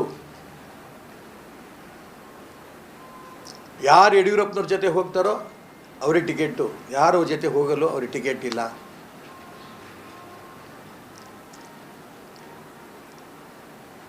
ಭಾರತೀಯ ಜನತಾ ಪಾರ್ಟಿ ನಮಗೋಸ್ಕರ ಇದೆ ಅನ್ನೋದಕ್ಕಿಂತನೂ ಸಿದ್ಧಾಂತ ಎಲ್ಲವೂ ಕೂಡ ಇಡೀ ದೇಶದಲ್ಲಿ ಅಭಿವೃದ್ಧಿ ಆಗಬೇಕು ಅಂತ ರಾಮಲಕ್ಷ್ಮಣನ ಅಂತ ಏನು ಹೇಳಿದೆ ನಾನು, ನರೇಂದ್ರ ಮೋದಿ ಮತ್ತು ಅಮಿತ್ ಶಾ ಅವರ ನೇತೃತ್ವದಲ್ಲಿ ಲಕ್ಷಾಂತರ ಜನ ಕೆಲಸ ಮಾಡ್ತಿರೋಂಥ ಸಂದರ್ಭದಲ್ಲಿ ಕರ್ನಾಟಕ ರಾಜ್ಯದಲ್ಲಿ ಆ ಶ್ರಮ, ಆ ತಪಸ್ಸೇನಿಗೆಲ್ಲ ನಮ್ಮ ಕಾರ್ಯಕರ್ತರು ಮಾಡ್ತಾ ಇದ್ದಾರೆ, ಅದನ್ನು ತನ್ನ ಸ್ವಂತ ಆಸ್ತಿ ಅನ್ನೋಂಥ ರೂಪದಲ್ಲಿ ಯಡಿಯೂರಪ್ಪನವ್ರ ಕುಟುಂಬ ಬಳಸ್ಕೊಂಡು ಈ ಪಕ್ಷ ಇವತ್ತು ಈ ಸ್ಥಿತಿ ಬಂದಿದೆ. ನಮಗೆಲ್ಲರೂ ಕೂಡ ಪಕ್ಷ ತಾಯಿ ಸ್ಥಾನ, ತಾಯಿ ಸ್ಥಾನದಲ್ಲಿರೋಂಥ ಭಾರತೀಯ ಜನತಾ ಪಾರ್ಟಿಗೆ ಬಂದಿರೋಂಥ ಈ ಪರಿಸ್ಥಿತಿಯನ್ನು ಮುಕ್ತ ಮಾಡಬೇಕು ಅನ್ನೋಂಥ ಉದ್ದೇಶದಿಂದ ಯಾವ ರೀತಿ ಇಡೀ ದೇಶದಲ್ಲಿ ನರೇಂದ್ರ ಮೋದಿ ಅಮಿತ್ ಶಾ ಅವರು ಸೋನಿಯಾ ಗಾಂಧಿ ರಾಹುಲ್ ಗಾಂಧಿ ಕುಟುಂಬದಿಂದ ಮುಕ್ತ ಮಾಡಬೇಕು ಅಂತ ಅಪೇಕ್ಷೆ ಪಡ್ತಿದ್ದಾರೋ ಅದೇ ರೀತಿ ಕರ್ನಾಟಕ ರಾಜ್ಯದಲ್ಲಿ ಯಡಿಯೂರಪ್ಪ ಮತ್ತು ಅವ್ರ ಕುಟುಂಬದಿಂದ ಅಪ್ಪ ಮಕ್ಕಳಿಂದ ಈ ಪಕ್ಷವನ್ನು ಮುಕ್ತ ಮಾಡಬೇಕು ಅನ್ನೋಂಥ ಉದ್ದೇಶದಿಂದ ನಾನು ಯಾರ್ಯಾರು ಇವಾಗ ಕೆಲಸ ಮಾಡ್ತಿದ್ದಾರೋ ಎಲ್ಲ ಭಾರತೀಯ ಜನತಾ ಪಾರ್ಟಿ ಕಾರ್ಯಕರ್ತರು ನಾನು ಮನವಿ ಮಾಡ್ತೇನೆ. ನಿಜ ನೀವೇನೋ ಒಂದು ಭಾರತೀಯ ಜನತಾ ಪಾರ್ಟಿನಲ್ಲಿ ಅಧ್ಯಕ್ಷರೋ ಉಪಾಧ್ಯಕ್ಷರೋ ಕಾರ್ಯದರ್ಶಿನೋ ಏನೋ ಸ್ಥಾನಮಾನದಲ್ಲಿ ಇರ್ಬೋದು, ಅಥವಾ ನಾಳೆ ಬರೋಂಥ ಕಾರ್ಪೊರೇಷನ್ನು ಜಿಲ್ಲಾ ಪರಿಷತ್ತಿನ ಸ್ಥಾನ, ತಾಲೂಕು ಪರಿಷತ್ತಿನ ಜಿಲ್ಲಾ ಪರಿಷತ್ ತಾಲೂಕು ಸ್ಥಾನಗಳಿಗೋಸ್ಕರ ನೀವು ಅಪೇಕ್ಷೆ ಪಡ್ಬೋದು, ಅಲ್ಲಿದ್ದರೆ ಮಾತ್ರ ಸಿಗತ್ತೆ ಅಂತ. ಆದರೆ ತಾಯಿಯ ಬುಡವೇ ಅಲ್ಲಾಡ್ತಾ ಇದೆ, ಭಾರತೀಯ ಜನತಾ ಪಾರ್ಟಿ ಬುಡನೇ ಅಲ್ಲಾಡ್ತಾ ಇದೆ. ಕರ್ನಾಟಕ ರಾಜ್ಯದಲ್ಲಿ ಹಿಂದುತ್ವ ಪಕ್ಕಕ್ಕೆ ಸರ್ಕೊಂಡು ಜಾತೀಯತೆ ಬರ್ತಾ ಇದೆ. ಪಕ್ಷದ ನಿಷ್ಠಾವಂತ ಕಾರ್ಯಕರ್ತರು ಪಕ್ಕಕ್ಕೆ ಸರಿಸ್ತಾ ಇದ್ದಾರೆ. ಪಕ್ಷ ಉಳಿಬೇಕು, ಹಿಂದುತ್ವ ಉಳಿಬೇಕು, ನಿಷ್ಠಾವಂತ ಕಾರ್ಯಕರ್ತರು ಬೆಲೆ ಸಿಗಬೇಕು, ಜಾತಿವಾದಿಗಳು ಪಕ್ಕಕ್ಕೆ ಸರ್ಕೋಬೇಕು ಅಂತ ಆಸೆ ಇದ್ದರೆ ದಯವಿಟ್ಟು ತಾವೆಲ್ಲರೂ ಕೂಡ ರಘುಪತಿ ಭಟ್ ಅವರಿಗೆ ಕೆಲಸ ಮಾಡಿ ಅಂತ ನಾನು ಪ್ರಾರ್ಥನೆ ಕೂಡ ನಾನು ಮಾಡ್ತಾಯಿದ್ದೀನಿ. ನಮ್ಮದೇ ನಾವು ನೋಡ್ಕೋತೀವಿ ಅಂದರೆ ನಿಮಗೂ ಯಡಿಯೂರಪ್ಪನವ್ರಿಗೂ ಏನು ವ್ಯತ್ಯಾಸ ಆಗಲ್ಲ. ಭಾರತೀಯ ಜನತಾ ಪಾರ್ಟಿ ತನ್ನ ಕೈಯಲ್ಲಿ ಹಿಡ್ಕೊಂಡು ಅದ್ರ ಮುಖಾಂತರ ತಾನು ತನ್ನ ಮಕ್ಕಳು ಅಭಿವೃದ್ಧಿ ಆಗಬೇಕು ಅಂತ ಇಡೀ ಪಕ್ಷವನ್ನೇ ಹಿಡಿತದಲ್ಲಿ ಇಟ್ಕೊಂಡು ಪ್ರಯತ್ನ ಮುಂದುವರಿಸ್ತಾ ಇರೋದ ಸಂದರ್ಭದಲ್ಲಿ ನಾವು ಸುಮ್ಮನೆ ಕೂರೋಕ್ಕಾಗಲ್ಲ. ಅನೇಕರು ಸಾವಿರಾರು ನನಗೆ ಫೋನ್ ಬಂತು ಚುನಾವಣೆ ನಿಂತಂಥ ಸಂದರ್ಭದಲ್ಲಿ, ಈಗಲೂ ಬರ್ತಾ ಇದೆ, ಏನಾರು ಮಾಡಬೇಕು ಅಂತ. ಏನು ಮಾಡಬೇಕು? ಬಹಿರಂಗವಾಗಿ ವಿಧಿ ಇಲ್ಲದೇ ಈ ಸಿದ್ಧಾಂತಕ್ಕೆ, ಹಿಂದುತ್ವವಾದಕ್ಕೆ ಭಾರತೀಯ ಜನತಾ ಪಾರ್ಟಿ ಉಳಿಸೋದಕ್ಕೋಸ್ಕರ ಹೋರಾಟ ಮಾಡಬೇಕು. ಇದಕ್ಕೆ ನೀವೆಲ್ಲರೂ ಬನ್ನಿ. ಈ ಪಕ್ಷ ಉಳಿದ್ರೆ ನಿಮ್ಮ ಸ್ಥಾನಮಾನ, ಬರೀ ನಿಮ್ಮ ಸ್ಥಾನಮಾನ ನೋಡ್ತಾ ಕೂತ್ಕೊಂಡ್ರೆ ಪಕ್ಷ ಇಲ್ಲ ಅಂತ ಸ್ಥಾನಮಾನಕ್ಕೆ ಬೆಂಕಿ ಹಾಕ್ಬೇಕು. ತೊಗೊಂಡು ಏನು ಮಾಡೋಣ? ಅದಕ್ಕೋಸ್ಕರ ಎಲ್ಲ ಕಾರ್ಯಕರ್ತರು ಕೂಡ ಭಾರತೀಯ ಜನತಾ ಪಾರ್ಟಿ ನೇರವಾಗಿ ಅನೇಕರು ಮಾಡ್ತಿದ್ದಾರೆ, ನಾನು ಅಭಿನಂದನೆ ಸಲ್ಲಿಸ್ತೇನೆ. ಕೆಲವರು ಹಿಂಭಾಗದಿಂದ ಮಾಡ್ತಿದ್ದಾರೆ, ಅವ್ರಿಗೂ ಕೂಡ ನಾನು ಮನವಿ ಮಾಡ್ತಾ ಇದ್ದೇನೆ, ಒಟ್ಟಿಗೆ ಬನ್ನಿ. ಈ ಚುನಾವಣೆ 100ಕ್ಕೆ 100 ರಘುಪತಿ ಭಟ್ ಗೆದ್ದೇ ಗೆಲ್ತಾರೆ, ಇದರಲ್ಲಿ ಯಾವ ಅನುಮಾನವೂ ಬೇಡ. ಹಿಂದುತ್ವ ಬಗ್ಗೆ ಆಗ್ತಾ ಇರುತ್ತೆ ಅಪಮಾನ, ರಘುಪತಿ ಭಟ್ರಿಗೆ ಆಗಿರೋಂಥ ಅನ್ಯಾಯ, ನನಗಾಗಿದ್ದಂಥ ಅನ್ಯಾಯ, ಇದನ್ನೆಲ್ಲವನ್ನು ಗಮನಿಸ್ತಾ ಇದ್ದಾರೆ ಇಡೀ ರಾಜ್ಯದ ಜನ. ಅದೇ ರೀತಿ ಈ ಒಂದು ವಿಧಾನ ಪರಿಷತ್ತಿನ ಮತದಾರರು ಗಮನಿಸ್ತಾ ಇದ್ದಾರೆ, ಅದೇ ರೀತಿ ಕಾರ್ಯಕರ್ತರು ಗಮನಿಸ್ತಾ ಇದ್ದಾರೆ. ಧೈರ್ಯ ಬರ್ತೀರಾ, ಧೈರ್ಯ ಬನ್ನಿ. ಇದು ನಾನು ಪ್ರಾರ್ಥನೆ ಮಾಡೋದಕ್ಕೋಸ್ಕರ ಬಂದಿದ್ದೇನೆ. ಮತ್ತು ಕಾಂಗ್ರೆಸ್ ಸಂಸ್ಕೃತಿ ಬಗ್ಗೆ ನಿಮಗೆ ಗೊತ್ತಿದೆ, ಅದು ಪಕ್ಷ ನಿಷ್ಠೆ. ಕಾಂಗ್ರೆಸ್ ಅಭ್ಯರ್ಥಿ ಎಲ್ಲ ಪಕ್ಷಕ್ಕೂ ಬಂದೋದವ್ರೆ. ಕಳೆದ ಬಾರಿ ಭಾರತೀಯ ಜನತಾ ಪಾರ್ಟಿಯಿಂದ ಗೆದ್ದರು, JDSಗೆ ಹೋದರು, ಈಗ ಮತ್ತು ಕಾಂಗ್ರೆಸ್ಗೆ ಹೋದರು. ಕಾಂಗ್ರೆಸ್ ಅಭ್ಯರ್ಥಿ, ಆ ಪಕ್ಷದ ಬಗ್ಗೆ, ಆ ಅಭ್ಯರ್ಥಿ ಬಗ್ಗೆ ಮಾತಾಡೋದಕ್ಕೆ ಅರ್ಥವೇ ಇಲ್ಲ. ಉಡುಪಿ, ದಕ್ಷಿಣ ಕನ್ನಡ, ಚಿಕ್ಕಮಗಳೂರು, ಶಿವಮೊಗ್ಗ, ಕೊಡಗು ಹಿಂದುತ್ವದ ನೆಲೆ. ಇದು ಸ್ವಾರ್ಥಿಗಳ ಕೈಯಲ್ಲಿ ಈ ಪಕ್ಷ ಸಿಕ್ಕೋಗಿದೆ. ಇದರಿಂದ ಮುಕ್ತ ಮಾಡೋದಕ್ಕೋಸ್ಕರ ನಾವೆಲ್ಲರೂ ಕೂಡ ಒಟ್ಟಾಗಿ ಪ್ರಯತ್ನ ಮಾಡೋಣ ಅಂತ ಪ್ರಾರ್ಥನೆ ಮಾಡ್ತೀನಿ. ಅವರೆಲ್ಲರೂ ಕೂಡ ಒಪ್ತಾರೆ. ಯಾರ ಹತ್ರ ಖಾಸಗಿಯಾಗಿ ಮಾತಾಡೋರು ಕೂಡ ಹೇಳ್ತಾರೆ, ಸರ್ ನಾನು ನೇರ ಮಾಡ್ತಿದ್ದೀವಿ ಅಂತ ಕೆಲವರು ಹೇಳ್ತಾರೆ. ಇನ್ನು ಕೆಲವರು ಸರ್ ಹಿಂಭಾಗದಲ್ಲಿ ಮಾಡ್ತಿದ್ದೀವಿ, ನಾವು ಸ್ಥಾನಮಾನದಲ್ಲಿದ್ದೀವಿ. ಇನ್ನು ಕೆಲವರು ಸ್ಥಾನಮಾನದಲ್ಲಿ ಇದ್ದರೂ ಕೂಡ ನೇರವಾಗಿ ಬಂದು ಮಾಡ್ತಾಯಿದ್ದಾರೆ. ನಾನು ಅದಕ್ಕೋಸ್ಕರ ಎಲ್ರಿಗೂ ಪ್ರಾರ್ಥನೆ ಇದ್ದೇನೆ, ಈ ಚುನಾವಣೆಯಲ್ಲಿ ಭಾರತೀಯ ಜನತಾ ಪಾರ್ಟಿ ಶುದ್ಧೀಕರಣ ಆಗಬೇಕು. ನಮ್ಮ ಉದ್ದೇಶ ಇಡೀ ರಾಜ್ಯದಲ್ಲಿಂಥ ಪಾರ್ಟಿ ಕಾರ್ಯಕರ್ತರದ್ದು ತಪಸ್ ಮಾಡಿ ಕೆಲಸ ಮಾಡುತ್ತಂಥ ಕಾರ್ಯಕರ್ತರ ಅಪೇಕ್ಷೆ. ಹಿಂದೆ ಯಾವ ರೀತಿ ಭಾರತೀಯ ಜನತಾ ಪಾರ್ಟಿ ಇತ್ತೋ, ಸಾಮೂಹಿಕ ನಾಯಕತ್ವ, ಒಂದು ಕುಟುಂಬದಿಂದ ಅಪ್ಪ ಮಕ್ಕಳಿಂದ ಹೊರಗೆ ಬರೋದು, ಹಿಂದುತ್ವಕ್ಕೆ ಹೆಚ್ಚು ಒತ್ತು, ಪಕ್ಷ ನಿಷ್ಠೆಗೆ ಒತ್ತು ಕೊಟ್ಟು ಜಾತೀಯತೆಯನ್ನು ಸರ್ಸ ದಿಕ್ಕಲ್ಲಿ ಎಲ್ಲರೂ ಪ್ರಯತ್ನ ಮಾಡಬೇಕಾಗತ್ತೆ. ಆ ದಿಕ್ಕಲ್ಲಿ ಯಶಸ್ವಿ ಕೂಡ ಆಗ್ತೀವಿ ಅಂತ ವಿಶ್ವಾಸ ನನಗಿದೆ. ಆ ದಿಕ್ಕಿನಲ್ಲಿ ಪ್ರಯತ್ನ ನಡೀತಾ ಇದೆ. ಈ ಚುನಾವಣೆಯಲ್ಲಿ ರಘುಪತಿ ಭಟ್ ಗೆದ್ರೆ ಬಿಜೆಪಿ ಶುದ್ಧೀಕರಣ ಆಗುತ್ತೆ. ಚರ್ಚೆ ಶುರುವಾಗಿದೆ. ರಘುಪತಿ ಭಟ್ ಚುನಾವಣೆ ಗೆದ್ದೇ ಗೆಲ್ತಾರೆ, ಇದು ಮೊದಲನೇದು. ರಘುಪತಿ ಭಟ್ರು ಯಾಕೆ ನಿಂತರು, ಈಶ್ವರಪ್ಪ ಯಾಕೆ ನಿಂತರು, ಇದು ಕೇವಲ ನನ್ನ ರಘುಪತಿ ಭಟ್ ಪ್ರಶ್ನೆ ಇದಲ್ಲ. ನನ್ನ ಗುರುಜಿಯವರು, ನಾವೆಲ್ಲ RSSನಲ್ಲಿ ಬಂದವರು, ಮಾಧವರಾವ್ ಸದಾಶಿವರಾವ್ ಗೋಲ್ವರ್ಕರ್ ಹೇಳಿದ ಒಂದು ಮಾತು ಇವತ್ತು ನನಗೂ ಇವತ್ತು ನೆನಪಾಡ್ತಾ ಇದೆ. संघ कुछ नहीं करेगा लेकिन स्वयं सेवक सब कुछ करेगा. संघ कुछ नहीं करेगा लेकिन सब कुछ स्वयं सेवक करेगा. ಇದು ಮಾಧವರಾವ್ ಸದಾಶಿವರಾವ್ ಗೋಲ್ವರ್ಕರ್ ಹೇಳಿದ ಮಾತು. ನಾವೆಲ್ಲರೂ ಕೂಡ ಸ್ವಯಂ ಸೇವಕರೇ. ನೇರವಾಗಿ ಸಂಘ ಏನು ಮಾಡಲ್ಲ. ಸಂಘದಿಂದ ಸಂಸ್ಕಾರ ಪಡೆದಂಥ ಸ್ವಯಂ ಸೇವಕ ಎಲ್ಲವೂ ಮಾಡ್ತಾರೆ. ಇದು ಅವ್ರು ಕೊಟ್ಟಂಥ ಒಂದು ಮಾರ್ಗದರ್ಶನ. ಆ ದಿಕ್ಕಿನಲ್ಲಿ ರಘುಪತಿ ಭಟ್ ಸ್ಪರ್ಧೆ ಮಾಡಿದ್ದಾರೆ, ನಾನು ಸ್ಪರ್ಧೆ ಮಾಡಿದ್ದೀನಿ. ಇಡೀ ರಾಜ್ಯದಲ್ಲಿ ಚರ್ಚೆ ಆಗ್ತಾ ಇದೆ. ಶುದ್ಧೀಕರಣ ಆರಂಭ ಆಗುತ್ತೆ, ಈ ವಿಶ್ವಾಸ ನನಗಿದೆ. ಈಗ ಈ ಚುನಾವಣೆ ಬಂಡಾಯ ಅಂತೂ ಇದೆ. ಈ ಬಿಜೆಪಿ ಮತ್ತು JDS ಎರಡೂ ಈಗ ಮೈತ್ರಿ ಇದೆ. ಈ ವರ್ಚುವಲ್ ಪೆಂಡ್ರೈವ್ ಪ್ರಕರಣ ಈ ಚುನಾವಣೆಯ ಫಲಿತಾಂಶದ ಮೇಲೆ ಪರಿಣಾಮ ಬೀರುತ್ತಾ? ನಾನು ಆ ಬಗ್ಗೆ ಯೋಚನೆ ಮಾಡೋಕ್ಕೆ ಹೋಗಿಲ್ಲ. ಯಾಕಂದ್ರೆ ಒಂದು ಕಡೆ ನಿಮ್ಗೆ ಬಂಡಾಯ ಇದೆ, ಇನ್ನೊಂದು ಕಡೆ ಈ ಪ್ರಕರಣ. ಇದು ಬಿಜೆಪಿ ಮತ್ತೆ JDS ಅಭ್ಯರ್ಥಿಗಳಿಗೆ ನೋವಾಗುತ್ತಾ? ಈ ಪೆಂಡೇವ್ ಪ್ರಕರಣ ಇದೆಯಲ್ಲ, ಇದು ಕರ್ನಾಟಕವೇ ದೇಶದ ಮುಂದೆ ತಲೆ ತಗ್ಗಿಸುವಂಥ ಒಂದು ಘಟನೆ. ಒಬ್ಬ ಹೆಣ್ಣನ್ನು ಬೀದಿಗೆ ತಂದುಬಿಟ್ಟಿದ್ದೀವಿ ನಾವು. ತಾಯಿ ಅಂತ ಕರೆಯುವಂಥ ಸ್ಥಾನದಲ್ಲಿ ಇಟ್ಕೊಂಡಿದ್ದೀವಿ ನಾವು ಹೆಣ್ಣನ್ನು. ಪ್ರಪಂಚದಲ್ಲಿ ಯಾವುದೇ ದೇಶದಲ್ಲಿ ಹೆಣ್ಣನ್ನು ಒಂದು ಭೋಗದ ವಸ್ತು ಅಂತ ಪ್ರಯತ್ನ ಮಾಡ್ತಾರೆ. ಆದರೆ ಭಾರತ ಹೆಣ್ಣನ್ನು ತಾಯಿ ಅಂತ ಕರೆಯುವಂಥ ದೇಶ. ಈ ತಾಯಿ ಕರೆಯುವಂಥ ದೇಶದಲ್ಲಿ ಆ ಪ್ರಜ್ವಲ್ ಪ್ರಕರಣ, ಒಂದು ಕಾಂಗ್ರೆಸ್ ಸರ್ಕಾರ ಇದಕ್ಕೆ ನನಗೆ ಸಂಬಂಧವೇ ಇಲ್ಲ ಅನ್ನೋ ಥರದಲ್ಲಿ ಡಿ ಕೆ ಶಿವಕುಮಾರ್ ಹೇಳ್ಕೊತಾರೆ. ಮತ್ತೊಂದು ಕಡೆ ಕುಮಾರಸ್ವಾಮಿಯವರು ನನಗೆ ಸಂಬಂಧ ಇಲ್ಲ, ಆ ಪೆಂಡೇವ್ ಫ್ಯಾಕ್ಟ್ರಿನೇ ಡಿ ಕೆ ಶಿವಕುಮಾರ್ದ್ರಿ ಅಂತ ಅವ್ರು ಹೇಳ್ತಾರೆ. ಇದನ್ನು ರಾಜಕೀಯಕ್ಕೆ ಬಳಸ್ಕೊಂಡು ನಾನು ಹೇಳಿದೆ ಹೆಣ್ಣಿನ ಮಾನವನ್ನು ರಸ್ತೆ ತಂದಿದ್ದಾರೆ ಅಂತ. ನಾನು ಅದಕ್ಕೋಸ್ಕರ ಇಷ್ಟು ಮಾತ್ರ ಹೇಳಿದ್ದು. ಅದಕ್ಕೆ ಚುನಾವಣೆ ಬಗ್ಗೆ ನಾನು ಪ್ರಸ್ತಾಪ ಮಾಡಲ್ಲ. ಇದನ್ನು CBI ತನಿಖೆ ಕೊಡಿ, SIT ಕೊಡೋದ್ರಿಂದ ಏನು ನೀವು ಹೇಳ್ತಾ ಇದ್ದೀರಿ ನಮ್ಮ ಸಂಬಂಧ ಇಲ್ಲ, ನಿಮ್ಮ SIT ಯಾರ ಕಂಟ್ರೋಲಲ್ಲಿದೆ? ನಿಮ್ಮ ಕಂಟ್ರೋಲಿದೆ. ನೀವು ಕೊಟ್ಟ ಮೇಲೆ ಅವ್ರು ಏನು ರಿಪೋರ್ಟ್ ಕೊಡ್ತಾರೆ? ನೀವು ಹೇಳಿದ್ದೆ ಮುಖ್ಯಮಂತ್ರಿಗಳು, ಗೃಹ ಮಂತ್ರಿಗಳು, ಉಪಮುಖ್ಯಮಂತ್ರಿಗಳು ರಿಪೋರ್ಟೇ ಅವ್ರು ಕೊಡಬೇಕು. ಯಾರು ನಂಬ್ತಾರೆ ಅದನ್ನು? CBI ಕೊಟ್ಟರೆ ರಗಳ ಇಲ್ಲ, ಯಾಕೆ ಕೊಡೋಲ್ಲ? CBI ಕೊಟ್ಟರೆ ಇಷ್ಟೊತ್ತಿಗೆ ಅವ್ನು ಎಲ್ಲಿದ್ದರೂ ಎಳ್ಕೊಂಬರ್ತಿದ್ರು. ಇವತ್ತೇನು 31ಕ್ಕೆ ಬರ್ತೀನಿ ಅದು ಇದೊಂದು ಹೇಳ್ತೀನಿ, ಗೊತ್ತಿಲ್ಲ ನಾನು ಯಾವ್ದು ಬರ್ತಾರೋ ಬಿಡ್ತಾರೋ ಅಂತ. ಅದಕ್ಕೋಸ್ಕರ ಹೇಳ್ತಿರೋದು ಚುನಾವಣೆ ಮೇಲೆ ಏನು ಪರಿಣಾಮ ಬೀರುತ್ತೆ ಬೀರಲ್ಲ ಅನ್ನೋದಕ್ಕಿಂತ ಇವ್ರು ಪದವೀಧರರು, ವೋಟ್ ಮಾಡೋರು ಎಷ್ಟು ಜನ ಪದವೀಧರರು. ಇವರಿಗೆ ಕಾಂಗ್ರೆಸ್ ರೋಲ್ ಏನು, JDS ರೋಲ್ ಏನು, ಡಿ ಕೆ ಶಿವಕುಮಾರ್ ರೋಲ್ ಏನು, ಕುಮಾರಸ್ವಾಮಿ ರೋಲ್ ಏನು, ಇದೆಲ್ಲವೂ ಕೂಡ ಅವ್ರು ಚರ್ಚೆ ಮಾಡ್ತಾರೆ, ಇಲ್ಲ ಅಂತ ನಾನು ಹೇಳಲ್ಲ. ಈಗ ನಿಮ್ಮ ಪಕ್ಷ ಶುದ್ಧೀಕರಣದ ಹೋರಾಟ ಇದೆಯಲ್ಲ, ಅದಕ್ಕೆ ಪೂರಕವಾಗಿ ಒಂದು ಹಳೆ ಏನು ರಾಯಣ್ಣ ಬ್ರಿಗೇಡ್ ಅದನ್ನು ಮತ್ತೆ ಏನಾದರೂ ಸಂಘಟಿಸ್ತೀರಾ?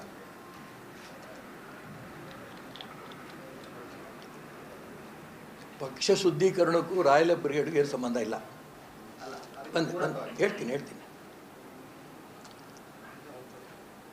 ನೀವು ಗಮನಿಸಿ, ಸ್ವತಂತ್ರ ಬಂದಾಗಿಂದನೂ ಕೂಡ ಇಲ್ಲಿ ತನಕನೂ ಕೂಡ ಕಾಂಗ್ರೆಸ್ ಏನು ಹೇಳ್ತಾ ಬಂದಿದೆ? ಯಾವ ಚುನಾವಣೆ ಬಂದಾಗ, ಅದು ಬೇರೆ ಟೈಮಲ್ಲ, ಅಲ್ಪಸಂಖ್ಯಾತರು, ಹಿಂದುಳಿದವರು, ದಲಿತರು ಉದ್ಧಾರಕ್ಕೆ ಕಾಂಗ್ರೆಸ್ ಓಟು. ಬೇರೆ ಸ್ಲೋಗನೇ ಇಲ್ಲ. ಎಷ್ಟು ಅಲ್ಪಸಂಖ್ಯಾತರು ಉದ್ಧಾರ ಆಗಿದ್ದಾರೆ, ಎಷ್ಟು ದಲಿತರು ಉದ್ಧಾರ ಆಗಿದ್ದಾರೆ, ಎಷ್ಟು ಹಿಂದುಳಿದವರು ಉದ್ಧಾರ ಆಗಿದ್ದಾರೆ. ಇದಕ್ಕೋಸ್ಕರ ಅಲ್ಪಸಂಖ್ಯಾತರಿಗೆ ಹಾಗೂ ಈಗೂ ಅವ್ರು ಹೇಳ್ಕೊಂಡ್ರೆ ಬ್ರದರ್ಸು ಬೀಗ್ರ ಥರ ಇಟ್ಕೊಂಡಿದ್ದಾರೆ. ಮಾಡಲಿ, ನಾನು ಅದಕ್ಕೆ ಅಬ್ಜೆಕ್ಷನ್ ಮಾಡಲ್ಲ ನಾನು. ಯಾಕಂದರೆ ಅವರು ಪಾಪ ನಮಗೇನೋ ಭಾಳ ಮಾಡಿದ್ದಾರೆ ಅಂತ ಅವರು ಅಂದ್ಕೊಂಡಿದ್ದಾರೆ. ಏನು ಮಾಡಿದ್ದಾರೆ? ಅವ್ರ ಮಕ್ಕಳು ವಿದ್ಯಾವಂತರಾಗಲಿಲ್ಲ, ಗುಜರಿಯಿಂದ ಹೊರಗೆ ಬಂದಿಲ್ಲ, ಬಸ್ ಕಂಡಕ್ಟ್ರು ಹಾಗೆ ಹೊರಗೆ ಬರಬೇಕು ಅಲ್ಲೇ ಇದ್ದಾರೆ, ಬಾಟ್ಲಿ ಪೇಪರ್ ಮಾರ್ಕೊಂಡೇ ಇದ್ದಾರೆ, ಕೊಳತು ಹಣ್ಣು ಮಾರ್ಕೊಂಡಿದ್ದಾರೆ. ಇದು ಅಲ್ಪಸಂಖ್ಯಾತರು ಉದ್ಧಾರ ಮಾಡಿದವ್ರು. ಅವ್ರಿಗೆ ಯಾವತ್ತೂ ಅರ್ಥ ಆಗುತ್ತೆ. ಕೆಲವು, ನಾನೆಲ್ಲ ಮುಸಲ್ಮಾನರು ರಾಷ್ಟ್ರದ್ರೋಹಿಗಳನ್ನು ಕರೆಯಲ್ಲ, ಕೆಲವರು ಮುಸಲ್ಮಾನರು ರಾಷ್ಟ್ರದ್ರೋಹಿಗಳು ಮಾಡಿದಂಥ ಈ ಷಡ್ಯಂತ್ರಗಳು ಇಡೀ ರಾಜ್ಯದ ದೇಶದ ಮುಸಲ್ಮಾನರಿಗೆ ಆ ಒಂದು ಇವರೆಲ್ಲರೂ ಪಾಕಿಸ್ತಾನ ಪರ ಅನ್ನೋಂಥ ಒಂದು ಭಾವನೆ ಬರೋಂಥ ರೀತಿ ನಡ್ಕೋತಾ ಇದ್ದಾರೆ. ಇದಕ್ಕೆ ಕಾಂಗ್ರೆಸ್ಸು ಅದಕ್ಕೆ ಎಂಕರೇಜ್ಮೆಂಟ್ ಮಾಡ್ತಾ ಇದೆ.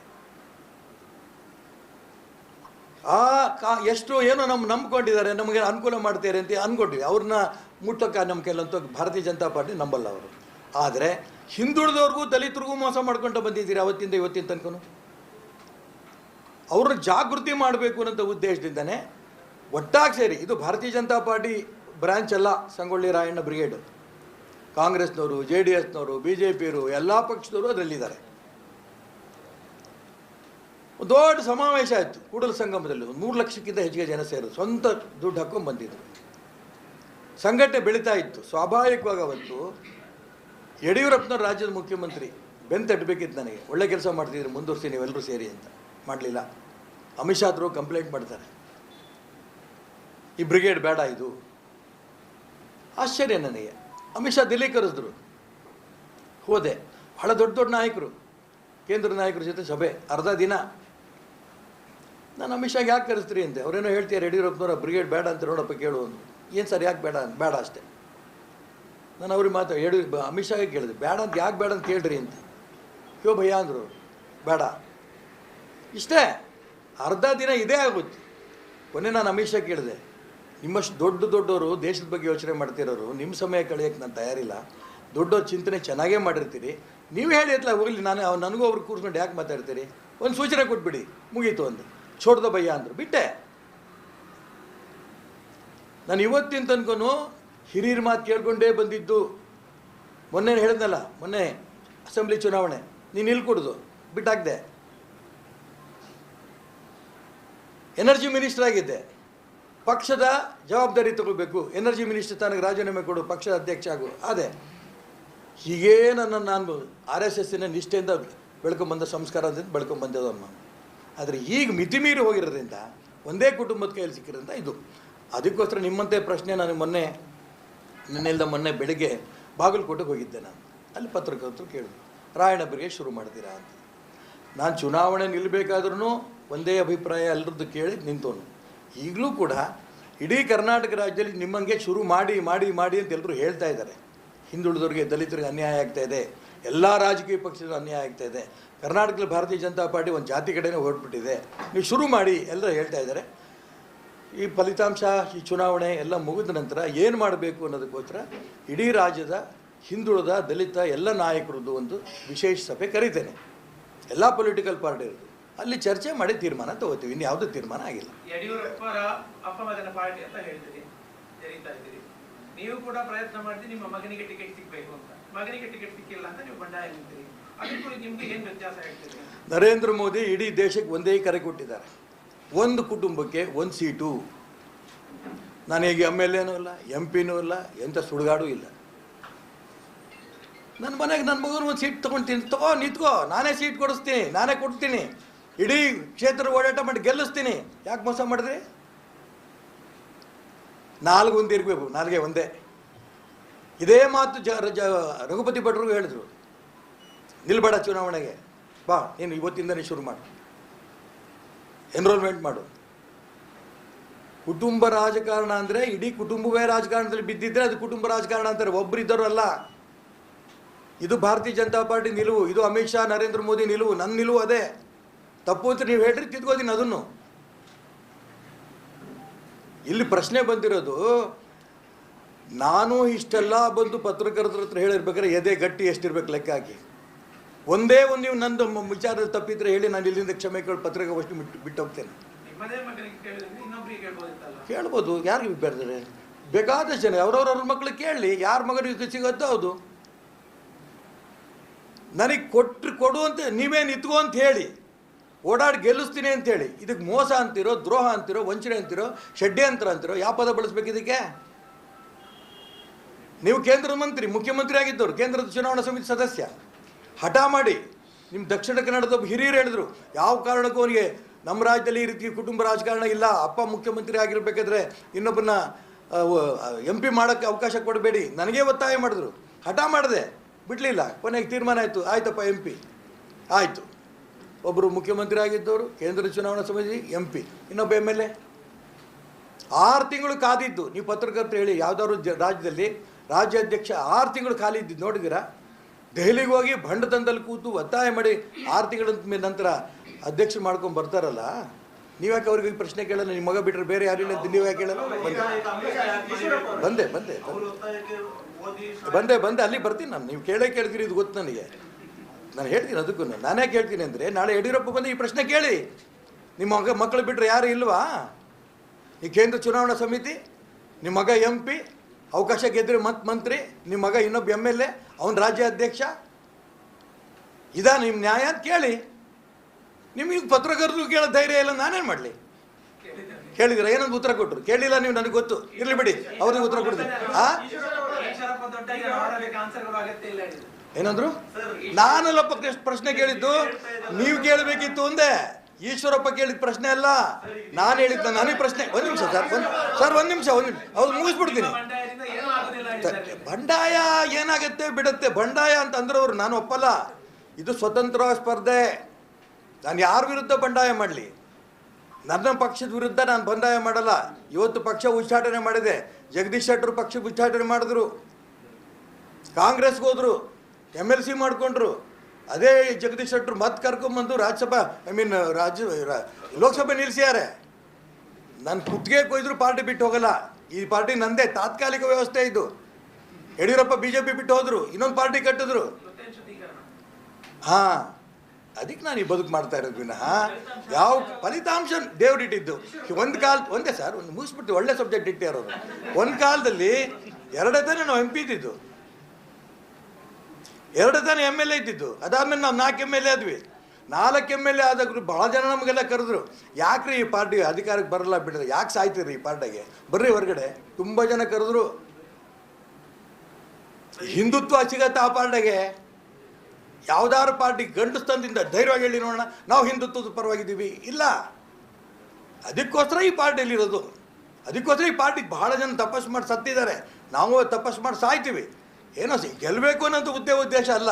ನಾವು ತಡ್ರಿ ಸರ್ ಹೇಳೋಂದ್ರಿ, ನಾನು ಹೇಳೋದು ಕೊಟ್ರಿ, ಇದು ಮಂಗಳೂರಂಥ ಊರಲ್ಲಿ ನಾನು ಪತ್ರಿಕಾಗೋಷ್ಠಿ ಮಾಡಬೇಕಾದ್ರೆ ನನಗೆ ಎಷ್ಟು ಗುಂಡಿಗೆ ಇರಬೇಕು ಲೆಕ್ಕ ಹಾಕಿ, ಅದು ಈ ಸಬ್ಜೆಕ್ಟ್ ಇಟ್ಕೊಂಡು.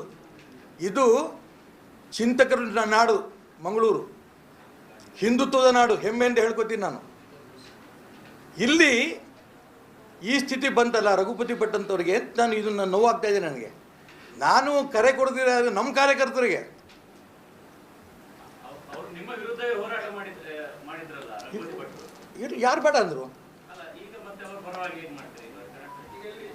ಶಿವಮೊಗ್ಗದಲ್ಲಿ ಬಂದೆ ಕರೆಕ್ಟಾಗಿ ಕೇಳಿದಿರಿ. ನನ್ನ ವಿರುದ್ಧ ಅಲ್ಲ, ಅವರು MP ಆಗಬೇಕು, MP ಇಡೀ ದೇಶದಲ್ಲಿ ನರೇಂದ್ರ ಮೋದಿ ಪ್ರಧಾನಮಂತ್ರಿ ಆಗಬೇಕು ಅನ್ನೋಂಥ ಉದ್ದೇಶಕ್ಕೆ ಹೋಗಿದೆ ಅಂತ ನನಗೂ ಹೇಳಿದ್ರು ಭಾಳ ಜನ.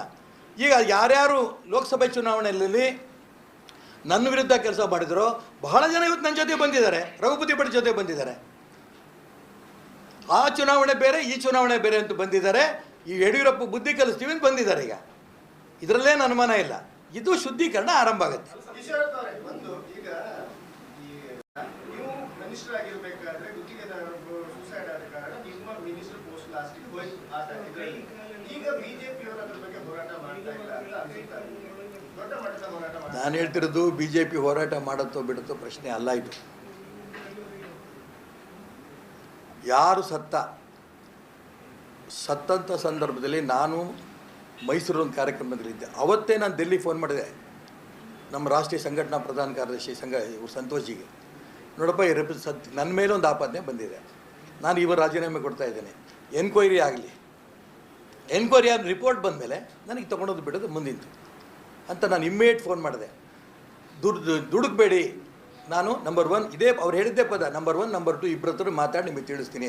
ಇಡೀ ಒಂದು ದಿನ ನಂಗೆ ಉತ್ತರ ಬರಲಿಲ್ಲ. ಮಾರದಿನ ಮತ್ತೆ ಮಾಡಿದೆ, ನನಗೆ ಸಮಾಧಾನ ಆಗ್ತಿಲ್ಲ, ಆಪಾದನೆ ಬಂದಿರೋದು ನನ್ನ ಮೇಲೆ, ನಮ್ಮ ಸರ್ಕಾರದ ಮೇಲೆ ಆಪಾದನೆ ಬಂದಿದೆ, ಸರ್ಕಾರದ ಮೇಲೆ ಕಪ್ಪು ಚುಕ್ಕಿ ಇಡಕ್ಕೆ ನಾನು ತಯಾರಿಲ್ಲ, ದಯವಿಟ್ಟು ನಂಗೆ ರಾಜೀನಾಮೆ ಕೊಟ್ಟು ಇಮಿಡಿಯೇಟ್ ಎಂಕ್ವೈರಿ ಮಾಡಿಸಿ. ಕೊನೆ ಮಧ್ಯಾಹ್ನ ಸಂಜೆ ಮೇಲೆ ನನ್ನ ಪರ್ಮಿಷನ್ ಸಿಕ್ತು, ನಾನು ರಿಸೈನ್ ಮಾಡಿದೆ. ಭಗವಂತ ದಯಿಂದ ಕಂಪ್ಲೀಟ್ ಎನ್ಕ್ವೈರಿ 3000 ಪುಟ ಎನ್ಕ್ವೈರಿ ಮಾಡಿ ನಾನು ನಿರ್ದೋಷಿ ಅಂತ ಬಂದಿದೆ. ಇದು ಬೇರೆ BJP ಸುದ್ದಿ, ನಾನು ಬರಲ್ಲ. ಬಂದೆ ಆದರೆ ನಾನು ಮುಖ್ಯಮಂತ್ರಿ ಕೇಳೋಕ್ಕೆ ಇಷ್ಟಪಡ್ತೇನೆ ಸಿದ್ದರಾಮಯ್ಯನವರಿಗೆ. ಡಬಲ್ ಸ್ಟ್ಯಾಂಡರ್ಡ್ ಯಾಕೆ ನಿಮಗೆ? ಮೆರವಣಿಗೆ ಮಾಡಿದ್ರಿ DK ಶಿವಕುಮಾರ್, ನೀವು ವಿರೋಧ ಪಕ್ಷದಲ್ಲಿ ಇದ್ದುಕೊಂಡು ಈಶ್ವರಪ್ಪ ರಾಜೀನಾಮೆ ಕೊಡಬೇಕು, ನೀನು ಹೇಳೋಕ್ಕಿಂತ ಮುಂಚೆನೇ ನಾನು ರಾಜೀನಾಮೆ ಪರ್ಮಿಷನ್ ಕೇಳ್ತಾ ಇದ್ದೆ. ದೆಹಲಿ ನಮ್ಮ ರಾಷ್ಟ್ರೀಯ ನಾಯಕರು ಪರ್ಮಿಷನ್ ಕೇಳ್ತಾ ಇದ್ದೆ ನಾನು. ನನ್ನ ನೈತಿಕತೆ ಪ್ರಶ್ನೆ ಇದು. ಸರ್ಕಾರದ ಕಪ್ಪು ಚುಕ್ಕೆ ನಾವು ಒಪ್ಪಕ್ಕೆ ತಯಾರಿಲ್ಲ. ನಿಮ್ಮ ಮಂತ್ರಿ ಈ ನಿಮಿಷಕ್ಕೂ 1 ನಿಮಿಷ ಅಥವಾ ಒಂದು ರಾಜೀನಾಮೆ ತೊಗೊಂಡು ಎನ್ಕ್ವೈರಿ ಮಾಡಿ ವಾಪಸ್ ನಾನು ಬೇಡ ಅಂತೀನೇನು? BJP ಬಗ್ಗೆ ಬಿಡಿ, ಅವ್ರು ಏನು ಮಾಡ್ತಾರೋ ಬಿಡ್ತಾರೋ, ನಾನು ಅವ್ರ ಸುದ್ದಿ ಹೋಗಲ್ಲ. ನಾನು ಮುಖ್ಯಮಂತ್ರಿ ಕೇಳೋಕ್ಕೆ ಇಷ್ಟಪಡ್ತೇನೆ, ನಿಮಗೆ ನೈತಿಕತೆ ಇದ್ದರೆ ಆಗ ನೀವು ಹೋರಾಟ ಮಾಡಿದ್ರಲ್ಲ, ಆಪಾದನೆ ಬಂದಿದೆ ಈಶ್ವರಪ್ಪ ರಾಜೀನಾಮೆ ಕೊಡಬೇಕು ಅಂತ. ನಿಮ್ಮ ನಾಗೇಂದ್ರನ ಬಗ್ಗೆ ಏನು ಮಾಡ್ತೀರಿ? ಈಗ ಭ್ರಷ್ಟ ಇರಲಿ ಅಂತ ಅಂದ್ಕೊಂಡಿದ್ದೀರಾ? ಯಾರು ಬೇಕಾದ್ರೂ ಸಾಯಲಿ ಅಂತ ಅಂದ್ಕೊಂಡಿದ್ದೀರಾ? ತನಿಖೆ ಮಾಡ್ತಿ. ಆ ತನಿಖೆಯಲ್ಲಿ ನಾಗೇಂದ್ರ ತಪ್ಪಿತಸ್ಥ ಅಲ್ಲ, ಅವತ್ತೇ ತಗೊಳ್ಳಿ, ಉಪಮುಖ್ಯಮಂತ್ರಿ ಮಾಡಿ, ನಾನು ಬೇಡ ಅನ್ನಲ್ಲ. ತಪ್ಪಿತಸ್ಥ ಕೈ ಬಿಟ್ಬಿಡಿ. ಇಷ್ಟು ಮೈ ಮೇಲೆ ಜ್ಞಾನ ಇಲ್ಲ ಅಂದರೆ ಇಂಥ ಮುಖ್ಯಮಂತ್ರಿ ನಮ್ಮ ರಾಜ್ಯದಲ್ಲಿ ಇಟ್ಕೊಂಡಿದ್ದೀವಲ್ಲ. ಯಾರೇ ತಪ್ಪು ಮಾಡಲಿ ಅವ್ರ ಪರ. ಚನ್ನಗಿರಿ ನೋಡಿ ಹೇಗಿದೆ, ಹೋಮ್ ಮಿನಿಸ್ಟರ್ ಹೇಳಿದ್ರು, ಅವನನ್ನು ಪೊಲೀಸ್ ಸ್ಟೇಷನ್ ಕರ್ಕೊಂಡೋಗಿ 7 ನಿಮಿಷದಲ್ಲಿ ಅವನು ಸತ್ತ, ಆದಿಲ್ಲನ್ನು ಸತ್ತ. 7 ನಿಮಿಷದಲ್ಲಿ ಹೊಡೆದು ಸಾಯಿಸೋಕ್ಕೆ ಆಗತ್ತೇನ್ರಿ? ಲಾಕಪ್ ಡೆತ್ ಅಲ್ರಿ ಅಂದರು. ಲಾಕಪ್ ಡೆತ್ ಅಲ್ಲ ಅಂದಮೇಲೆ ಸಬ್ ಇನ್ಸ್ಪೆಕ್ಟರ್ ಪೊಲೀಸ್ ಅಧಿಕಾರಿಗಳು ಯಾಕಪ್ಪ ಸಸ್ಪೆಂಡ್ ಮಾಡಿದೆ? ನೀನು ಹೋಮ್ ಮಿನಿಸ್ಟರ್ ಆಗೋ ಯೋಗ್ಯತೆ ಇದೆ ನಿನಗೆ?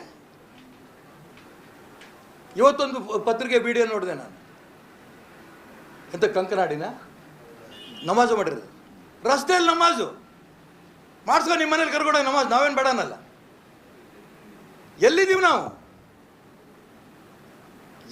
ನಾನು ಅದಕ್ಕೆ ಹೇಳಿದೆ, ಎಲ್ಲ ಮುಸಲ್ಮಾನರನ್ನ ಟೀಕೆ ಮಾಡ್ತಿಲ್ಲ, ದಯವಿಟ್ಟು ಅರ್ಥ ಮಾಡ್ಕೊಳ್ಳಿ. ಇವ್ರು ಯಾರೋ ಹಿಡಿಯಷ್ಟು ರಾಷ್ಟ್ರದ್ರೋಹಿಗಳು ಮಾಡಿದಂಥ ಕುತಂತ್ರ, ಷಡ್ಯಂತ್ರ. ಇಂಥ ಮುಸಲ್ಮಾನರು ಒದ್ದು ಒಳ ಹಾಕಿದ್ರೆ ಆ ಉಳಿದ ಮುಸಲ್ಮಾನರಿಗೂ ಸಂತೋಷ ಆಗುತ್ತೆ. ಇವರು ನಮ್ಮ ಇಡೀ ಮುಸಲ್ಮಾನ್ ಸಮಾಜಕ್ಕೆ ಅಪಮಾನ ಮಾಡ್ತಿದ್ದಾರೆ, ಇವರು ಬಿಡಲ್ಲ ನಾವು ಅಂತ ಅವರು ಕೂಡ ಹೇಳ್ತಾರೆ. ನಮಾಜ ಎಲ್ಲರೂ ಮಾಡ್ಕೊ, ಯಾರು ಎಲ್ಲರೂ ಸಾಯಲಿ, ನಮ್ಮ ಬ್ರದರ್ಸ್ ಒಡ ಹುಟ್ಟಿದವರು, ಮುಂದಿನ ಜನ್ಮ ಸಿಕ್ಕರೆ ನಾನು ಮುಸಲ್ಮಾನಾಗೆ ಹುಟ್ತೀನಿ. ಇಂಥ ವ್ಯಕ್ತಿಗಳು ಇರೋದ್ರಿಂದನೇ ಇವತ್ತು ಕರ್ನಾಟಕ ರಾಜ್ಯ ಅವ್ರು ಬಾಯ್ಬಿಟ್ಟು ಇವತ್ತೊಂದು ಇನ್ನೊಂದು ನೋಡಿದೆ ನಾನು ಮೆಸೇಜು, ನಾವು ಚುನಾವಣೆಗೆ ಓಟ್ ಕೊಟ್ಟಿದ್ದೀವಿ, ನಾವು ಗೆಲ್ಸಿದ್ದೀವಿ, ಇದು ಟಿಪ್ಪು ನಗರ, ಟಿಪ್ಪು ರಾಜ್ಯ, ಇದು ಏನು ಮಾಡ್ತೀರಿ ಮಾಡ್ಕೊಳ್ಳಿ. ಎಷ್ಟು ಸೊಕ್ಕಿನ ಮಾತಾಡೋಕ್ಕೆ ಎಲ್ಲಿಂದ ಧೈರ್ಯ ಬಂತವ್ರಿಗೆ? ಇದಕ್ಕೆ ನಾನು ಹೇಳಕ್ಕೆ ಕೊಟ್ಟಿರೋದು, ಇವತ್ತು ಹಿಂದುತ್ವ ಜಾಗೃತಿ ಆಗುತ್ತೆ. ಉದಾಹರಣೆಗೆ ಇಲ್ಲಿ ಹಿಜಾಬ್ ಸಬ್ಜೆಕ್ಟ್ ಶುರುವಾಯಿತು, 6 ಜನ ಹೆಣ್ಮಕ್ಳಾರು ಹಾಕೊಂಡ್ಬಂದರು, ಅದಕ್ಕೆ ಯಾರೋ ಬೆಂಬಲ ಕೊಟ್ಕೊತ ಹೋದರು. ಇಡೀ ರಾಜ್ಯದ ಮುಸಲ್ಮಾನರಿಗೆ ಬೆಂಬಲ ಕೊಡಲಿಲ್ಲ, ಆದರೆ ಅದಕ್ಕೆ ಪ್ರೇರಣೆ ಸಿಕ್ತು. ಹಿಂದೂ ಸಮಾಜ ಸುಮ್ಮನೆ ಕೂರ್ತಾ? ಇಡೀ ರಾಜ್ಯ, ದೇಶ, ವಿಶ್ವದಲ್ಲೆಲ್ಲ ಶುರುವಾಯಿತು. ವಾಪಸ್ ತಗೋದ್ರೋ ಇಲ್ಲ? ಇವತ್ತು ನಾನು ಎಚ್ಚರಿಕೆ ಕೊಡ್ತೀನಿ ರಾಜ್ಯದ ಮುಖ್ಯಮಂತ್ರಿಗಳಿಗೆ, ಗೃಹ ಮಂತ್ರಿಗಳಿಗೆ, ತುಷ್ಟೀಕರಣ ನೀತಿ ಇದೆಯಲ್ಲ, ಇದೇ ನಿಮ್ಮನ್ನು ಇವತ್ತಿಲ್ಲ ನಾಳೆ ಸುಡುತ್ತೆ, ನಿಮ್ಮ ಸರ್ಕಾರವನ್ನು ಭಸ್ಮ ಮಾಡುತ್ತೆ. ಹಿಂದುತ್ವ ಖಂಡಿತ ಜಾಗೃತಿ ಆಗುತ್ತೆ. ಯಾರು ರಸ್ತೆ ಮೇಲೆ ಈ ರೀತಿ ಬದುಕು ಮಾಡಿದಾರೋ, ನಮಾಜ್ ಮಾಡಿದಾರೋ ಅವ್ರು ತಕ್ಷಣ ಅರೆಸ್ಟ್ ಮಾಡಿ. ಯಾವ್ಯಾವ ಕಾಯ್ದೆಯಿಂದ ರಾಷ್ಟ್ರದ್ರೋಹಿ ಕೃತ್ಯ ಮಾಡಿದಾರೋ ಆ ಕೇಸ್ಗಳಾಗಿ ಒಳಹಾಕಿ ಅವ್ರನ್ನ. ಹಿಂದೂಗಳು ಮುಸಲ್ಮಾನರು ಸಂತೋಷವಾಗಿರೋದು ನಿಮ್ಗೆ ಇಷ್ಟ ಇಲ್ವಾ? ಈ ರಾಷ್ಟ್ರದ್ರೋಹಿಗಳಿಗೆ ಬೆಂಬಲ ಕೊಡೋದಕ್ಕೋಸ್ಕರ ಕಾಂಗ್ರೆಸ್ ಸರ್ಕಾರ ಇದೆಯಾ? ಮುಖ್ಯಮಂತ್ರಿಗಳು ಒಂದು ಕಡೆ ತಕ್ಷಣ ನಾಗೇಂದ್ರನ ಅರೆಸ್ಟ್ ಮಾಡಿ, ನಾಗೇಂದ್ರನ ರಾಜೀನಾಮೆ ತಗೋಬೇಕು, ಅದ್ರ ಬಗ್ಗೆ ತನಿಖೆ ಆಗಬೇಕು. ಯಾರು ಪಾಪ ಸತ್ನಲ್ಲ ಅವನು, ಕೆಲವು ಅಧಿಕಾರಿಗಳ ಹೆಸರಲ್ಲೇ ಸತ್ಯಾನೆ, ಅವ್ರ ಕುಟುಂಬಕ್ಕೆ ಏನು ಕೊಡಬೇಕೋ ಕೊಡಿ. ಜೊತೆಗೆ ಇವತ್ತು ಈ ರೀತಿ ಮುಸಲ್ಮಾನ ವ್ಯಕ್ತಿಗಳು ಏನು ಮಾಡ್ತಾ ಇದ್ದಾರೆ, ಷಡ್ಯಂತ್ರಗಳು ಮಾಡಿ, ಗೂಂಡಾಗಿರಿಗಳು ಮಾಡಿಕೊಂಡು ಕೊಲೆ, ಸುಲಿಗೆ, ರಸ್ತೆಯಲ್ಲಿ ನಮಾಜು, ಇಂಥವ್ರ ಬಗ್ಗೆ ಬಿಗಿ ಕ್ರಮ ತಗೊಳ್ಳಿಲ್ಲ ಅಂತಂದರೆ ಇಡೀ ದೇಶದಲ್ಲಿ ಇವತ್ತು ಕಾಂಗ್ರೆಸ್ ಇಲ್ದಂಗೆ ಆಗ್ತಾ ಇದೆ. ಕರ್ನಾಟಕ ರಾಜ್ಯವು ಕೂಡ ಭಸ್ಮ ಆಗತ್ತೆ ಅನ್ನೋ ಎಚ್ಚರಿಕೆಯನ್ನು ರಾಜ್ಯ ಮುಖ್ಯಮಂತ್ರಿಗಳಿಗೆ ಕೊಡೋಕ್ಕೆ ಇಷ್ಟಪಡ್ತೇನೆ. ಜೊತೆಗೆ ನಮಾಜ್ ಆಗಿರೋಂಥ ಈ ಸಂದರ್ಭದಲ್ಲಿ ಇಡೀ ಹಿಂದೂ ಸಮಾಜ ರಾಜ್ಯದಲ್ಲಿ ಜಾಗೃತಿ ಆಗುತ್ತೆ. ಕೋಮು ಗಲಭೆಗೆ ಕಾರಣ ನೀವೇ ರಾಜ್ಯ ಸರ್ಕಾರ ಆಗ್ತೀರಿ. ನಮಾಜ್ ಮಾಡುತ್ತಿರೋಂಥ ವ್ಯಕ್ತಿಗಳು ಅರೆಸ್ಟ್ ಮಾಡೋಕ್ಕೆ ನಿಮ್ದೇನು ತೊಂದರೆ? ರಕ್ತ ಹಚ್ಕೊಂಡು ಹುಟ್ಟಿದ್ದೀರ ಅವ್ರ ಜೊತೆ ನೀವೇನಾರು?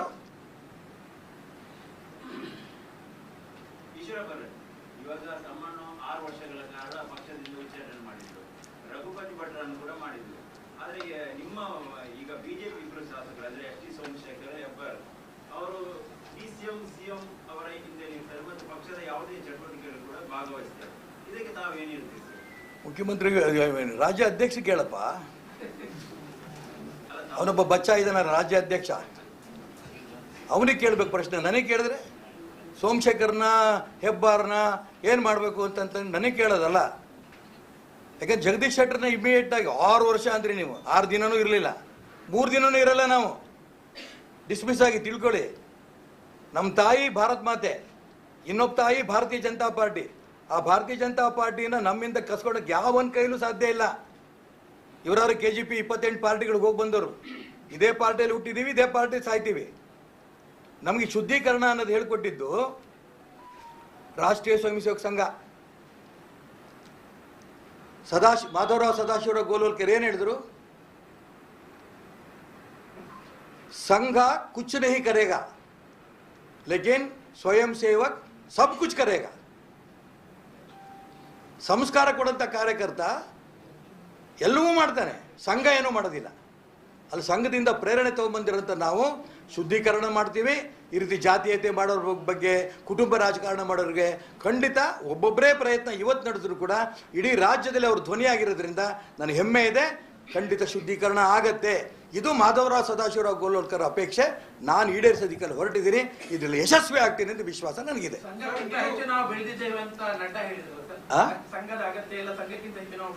ನೋಡ್ರಿ, ಎಲ್ಲರೂ ಏನೇನು ಹೇಳ್ರಿ ಉತ್ತರ ಕೊಡೋದು ನನ್ನ ಕೆಲಸ ಅಲ್ಲ. ನಾನು ಅವ್ರಿಗೆ ದೊಡ್ಡ ಲೀಡರ್ ಅಲ್ಲ. ನಡ್ಡಾ ರಾಷ್ಟ್ರೀಯ ಅಧ್ಯಕ್ಷರು, ಅವರಿಗೆ ಆ ಪ್ರಶ್ನೆ ಕೇಳಿ, ನನಗೆ ಗೊತ್ತಿಲ್ಲ. ನೀವು BSY ಕುಟುಂಬ ರಾಜಕಾರಣದ ಬಗ್ಗೆ ಆಗ ಹೇಳಿದ್ರು, ಬಿಜೆಪಿಯಲ್ಲಿ ಯಾರು ಅಮಿತ್ ಶಾ ಇದ್ದಾರೆ, ನಡ್ಡಾ ಇದ್ದಾರೆ, ಅವರ ಬಗ್ಗೆ ಹೇಳಿದ್ರು ನೀವು.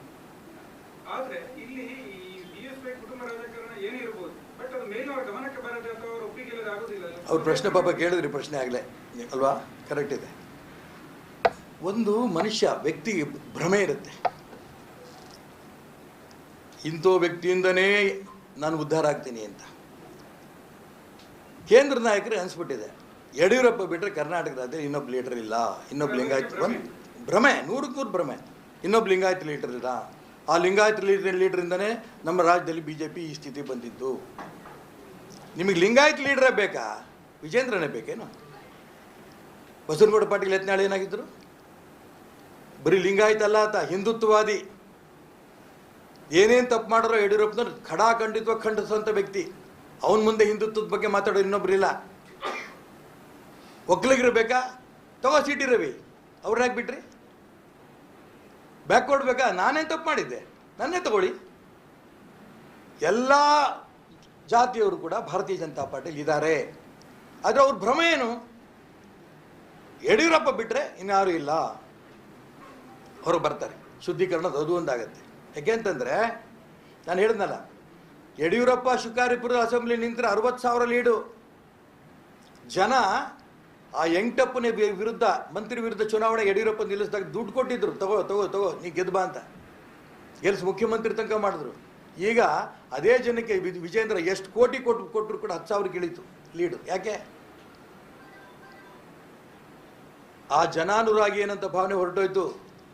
ಅಲ್ಲೂ ಆಕ್ರೋಶ ಇದೆ, ಶಿಕಾರಿಪುರದಲ್ಲೂ ಕೂಡ ಆಕ್ರೋಶ ಇದೆ, ಇಡೀ ರಾಜ್ಯದಲ್ಲಿ ಕಾರ್ಯಕರ್ತರ ವಿರುದ್ಧ ಆಕ್ರೋಶ ಇದೆ. ಸ್ವಂತಕ್ಕೆ ಬಳಸ್ಕೋತಾರೆ ಪಾರ್ಟಿನ. ಪಾರ್ಟಿ ಕಟ್ಟೋರು ಯಾರೋ, ಸ್ವಂತಕ್ಕೆ ಬಳಸ್ಕೋತಿರೋದು ಯಡಿಯೂರಪ್ಪ. ಇದು ಎಲ್ಲರಿಗೂ ಗೊತ್ತಿದೆ. ಹಾಗಾಗಿ ಆ ಭ್ರಮೆಯಿಂದನೂ ಕೂಡ ನನಗಂತಂತೆ ಈ ಚರ್ಚೆ ಶುರುವಾಗಿದೆಯಲ್ಲ, ಇದು ಒಂದೊಂದೇ ಬಂದಂತೆ ಶುದ್ಧೀಕರಣದ ಕಡೆ ಗಮನ ಕೊಡುತ್ತೆ. ಸರ್, ಈಗ ರಾಜ್ಯದ ಸಂಘಟನಾ ಕಾರ್ಯದರ್ಶಿ ಅವರು ನಿಮ್ಮ ಪ್ರಕರಣ ಮತ್ತು ರಘುಪತಿ ಭಟ್ ಅವರ ಬಂಡಾಯ ಸ್ಪರ್ಧೆಯನ್ನು ಅವರು ಹ್ಯಾಂಡಲ್ ಮಾಡಲಿಲ್ಲ ಅಂತೇಳಿ ಅವರನ್ನು ಸ್ಥಾನದಿಂದ ವಜಾ ಮಾಡಿದ್ದಾರೆ ಅಂತ ನಿಮ್ಮ ಪೇಪರ್ಲಿ ಓದಿದೆ ನಾನು. ತಾವೇನು ಹೇಳ್ತಿದ್ದಾರೆ? ನೋಡಿ, ನಾನು ಅದಕ್ಕೆ ಹೇಳ್ತೀನಲ್ಲ, ಗೊತ್ತಿಲ್ಲದಿದ್ದನ್ನ ಗೊತ್ತಿರೋದನ್ನ ನೇರವಾಗಿ ಹೇಳ್ತೀನಿ ನಾನು. ನನಗೆ ಯಾರ ಮುಲಾಜು ಇಲ್ಲ. ಪಾಪ ರಾಜೇಶ್ ಅವರು ಪ್ರಚಾರಕರು, ಇಡೀ ಜೀವನವನ್ನು ಈ ದೇಶಕ್ಕೋಸ್ಕರ ಮುಡುಪಾಗಿಟ್ಟಿರೋರು. ದೊಡ್ಡವರು ಏನೋ ಯೋಚನೆ ಮಾಡಿದ್ದಾರೆ, ಬೇರೆ ಇನ್ನೊಂದು ಸಂಸ್ಥೆಯಲ್ಲಿ ಹೋದರೆ ಚೆನ್ನಾಗಾಗ್ಬೋದು ಅಂತ ಬೇರೆ ಕಡೆ ಕೊಟ್ಟಿದ್ದಾರೆ, ಬೇರೆ ಕ್ಷೇತ್ರಕ್ಕೆ. ಅವರೇ ಸಂಘದಿಂದ ಅವ್ರಿಗೆ ತೆಗೆದಿಲ್ಲ. ಜನಗಳ ಲೆಕ್ಕದಲ್ಲಿ ಭಾರತೀಯ ಅದೇಪ್ಪ ವಜಾ ಅಂತ ಯಾಕೆ ಅನ್ಕೋತೀರಿ? ನಿಮ್ಗೆ ಆ ಕುರ್ಚಿಯಿಂದ ಈ ಕುರ್ಚಿ ಕಟ್ರೆ ಆ ಕುರ್ಚಿ ವಜಾ ಮಾಡ್ದಂಗೇನು? ಇಲ್ಲ, ಅಲ್ಲಿ ಎಲ್ಲರೂ ಅನ್ಕೊಂಡ್ಬಿಟ್ಟಾರೆ BJP ಬಹಳ ದೊಡ್ಡದು ಅಂತ. 150-160 ಕ್ಷೇತ್ರದಲ್ಲಿ ಕೆಲಸ ಮಾಡ್ತಿರೋರು, ಸಾವಿರಾರು ಜನ ಇಡೀ ಜೀವನ ಬ್ರಹ್ಮಚಾರಿಗಳ ಜೀವನ ಕಳೀತಾ ಇದ್ದಾರೆ. ಅದರಿಂದನೇ ನಮ್ಮ ದೇಶಕ್ಕೆ ಒಳ್ಳೇದಾಗತ್ತೆ ನಂಬ್ಕೊಂಡು ತಮ್ಮ ಇಡೀ ಮಾಸ್ಟರ್ ಡಿಗ್ರಿಗಳು ಮಾಡ್ಕೊಂಡು ಬಂದಿರೋರಲ್ಲಿ ಕೆಲಸ ಮಾಡ್ತಿದ್ದಾರೆ. ಗುಡ್ಗಾಡು ಪ್ರದೇಶದಲ್ಲಿ ಕೆಲಸ ಮಾಡ್ತಿದ್ದಾರೆ. ಆ ಕ್ಷೇತ್ರ ದೊಡ್ಡದಲ್ಲ, ಈ ದರಿದ್ರ ಕ್ಷೇತ್ರ, ಪೊಲಿಟಿಕಲ್ ಕ್ಷೇತ್ರ ಇದೇ ದೊಡ್ಡದು ಅಂತ ನಾವೆಲ್ಲ ಅನ್ಕೊಂಡ್ಬಿಟ್ಟಿದ್ದೀವಿ. ಪಾಪ ಅಂಥವ್ರು ತಂದು ಇಲ್ಲಿ ಹಾಕಿದ್ರು. ನಾನು ಮತ್ತೆ ಹೇಳ್ತಿದ್ದೀನಲ್ಲ, ವಿಫಲ ಸಫಲ ಗೊತ್ತಾಗದಂಗೆ ಎಲೆಕ್ಷನ್ ರಿಸಲ್ಟ್ ಏನು? 100 ಕೋಟಿ ಜಾಸ್ತಿ ಕೊಟ್ಟರೆ ಗೆದ್ದ, ಹಂಗಾರೆ ರಾಜೇಶ್ ಕೊಟ್ಟು ಗೆಲ್ಲಿಸ್ದಂತ ಅರ್ಥ ಏನು? ಹೌದು, ನಮ್ಗೆ ಯಾಕೆ ನನಗೆ ಪ್ರಶ್ನೆ ಕೇಳ್ರೆ ಒಳ್ಳೆ ಚೆನ್ನಾಯ್ತಲ್ಲ. ಈಗ ಹಿಂದೆ ಜಗನ್ನಾಥರಾವ್ ಜೋಶಿ ಒಂದು ಪ್ರಶ್ನೆ ಕೇಳಿದ್ರು, ನನಗೆ ಇನ್ನೂ ನೆನಪಿದೆ. ಅಲ್ಲಪ್ಪ, ಪಕ್ಕದ ಮನೆ ಗಂಡು ಮಗು ಹುಟ್ಟಿದ್ದು ನನ್ನ ಅಕ್ಕ ಬಂದು ಕೇಳ್ತೀರಿ ಅಂತ. ನನಗೇನ್ರಿ ಸಂಬಂಧ ಅದು? ನಾನು ದೇವರನ್ನ ಅದಕ್ಕೆ ಕಾರಣ ಅಲ್ಲ. ಎಸ್ ಸರ್, ಧನ್ಯವಾದ.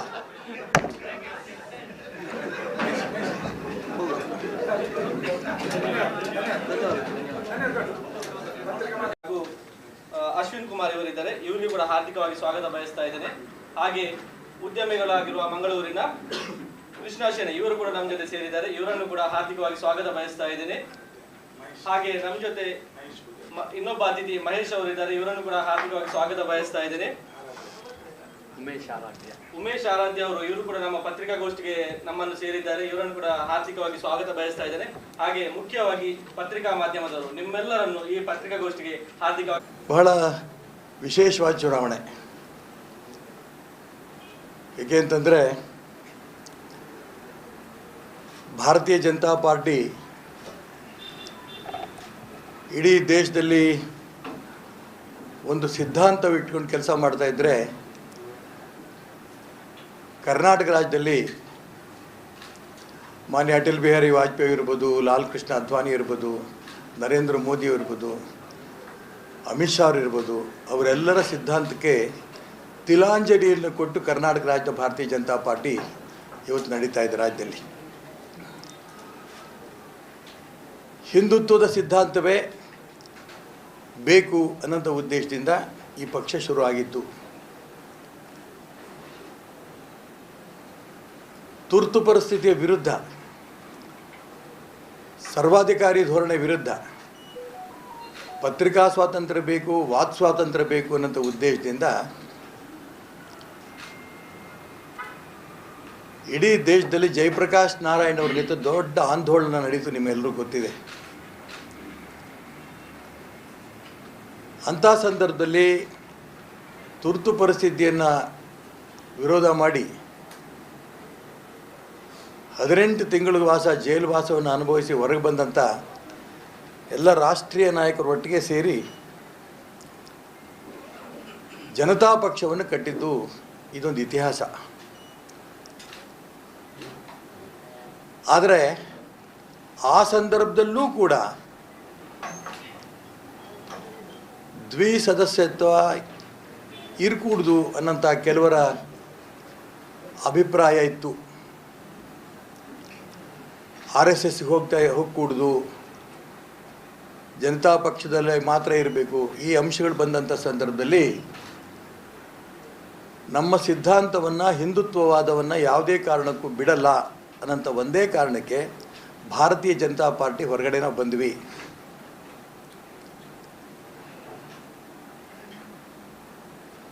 ಇಡೀ ದೇಶದಲ್ಲಿ ರಾಮ ಲಕ್ಷ್ಮಣರ ರೂಪದಲ್ಲಿ ಇವತ್ತು ನರೇಂದ್ರ ಮೋದಿಯವರು ಮತ್ತು ಅಮಿತ್ ಶಾ ಅವರು ಪ್ರಪಂಚವೇ ಸಂತೋಷ ಪಡೋ ರೀತಿಯಲ್ಲಿ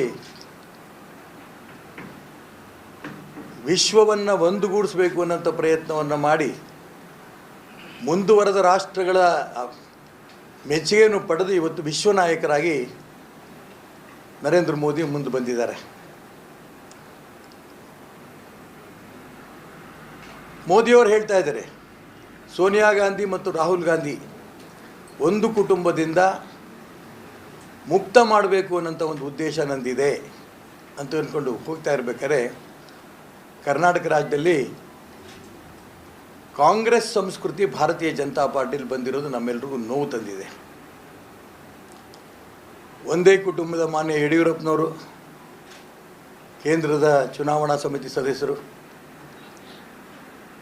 ಅವ್ರ ಮಗ ರಾಘವೇಂದ್ರ MP, ಇನ್ನೊಬ್ಬ ಮಗ ವಿಜೇಂದ್ರ MLA, ಜೊತೆಗೆ ರಾಜ್ಯದ ಭಾರತೀಯ ಜನತಾ ಪಾರ್ಟಿ ಅಧ್ಯಕ್ಷ. ಈ ಕುಟುಂಬ ರಾಜಕಾರಣದಿಂದ ಭಾರತೀಯ ಜನತಾ ಪಾರ್ಟಿಯನ್ನು ಕರ್ನಾಟಕ ರಾಜ್ಯದಲ್ಲಿ ಮುಕ್ತ ಮಾಡಬೇಕು ಅನ್ನೋಂಥ ಉದ್ದೇಶ ರಾಜ್ಯವನ್ನು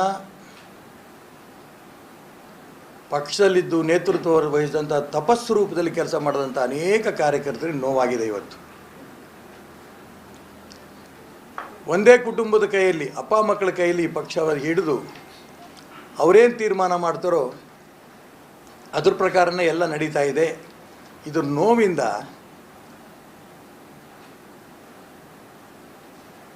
ಕಾರ್ಯಕರ್ತರು ಇವತ್ತು ಸಂಕಟದಲ್ಲಿದ್ದಾರೆ.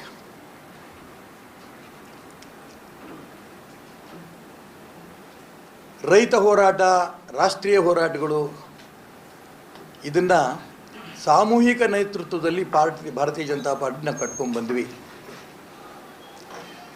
ಮನೆ ಡಾಕ್ಟರ್ VS ಆಚಾರ್ಯ ಇರ್ಬೋದು, ಕರಿಂಬಳ್ಳಿ ಸಜೀವ್ ಶೆಟ್ಟರ್ ಇರ್ಬೋದು, ಅನಂತಕುಮಾರ್ ಇರ್ಬೋದು, ಯಡಿಯೂರಪ್ಪನವರು, BB ಶಿವಪ್ಪನವರು, VS ಆಚಾರ್ಯ, ನಾವೆಲ್ಲರೂ ಕೂಡ ಒಟ್ಟಿಗೆ ಸಾಮೂಹಿಕ ನೇತೃತ್ವದಲ್ಲಿ ಈ ಪಕ್ಷವನ್ನು ಕಟ್ಟಿದ್ದು. ಅವಾಗಿದ್ದಂಥ ಗುರಿ ರೈತ ಹೋರಾಟ, ರಾಷ್ಟ್ರೀಯ ವಿಚಾರಗಳ ಜೊತೆ ಹೋರಾಟ. 2 ಸ್ಥಾನದಿಂದ ಮತ್ತು ನಾವೆಲ್ಲ ಗೆದ್ದ 4 ಸ್ಥಾನದಿಂದ ಭಾರತೀಯ ಜನತಾ ಪಾರ್ಟಿ 108 ಸ್ಥಾನದ ತನಕನೂ ಕೂಡ ಈ ವಿಚಾರದಿಂದನೇ, ಹಿಂದುತ್ವ, ರೈತ ಹೋರಾಟ, ರಾಷ್ಟ್ರೀಯ ಹೋರಾಟದಿಂದನೇ ಈ ಪಕ್ಷವನ್ನು ಕಟ್ಕೊಂಡು ಬಂದ್ವಿ.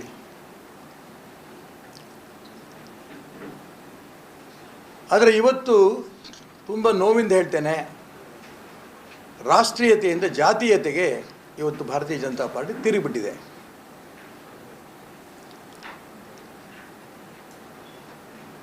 ಸಾಮೂಹಿಕ ನೇತೃತ್ವದಿಂದ ಸರ್ವಾಧಿಕಾರಿ ನೇತೃತ್ವಕ್ಕೆ ಬಂದೋಗಿದೆ.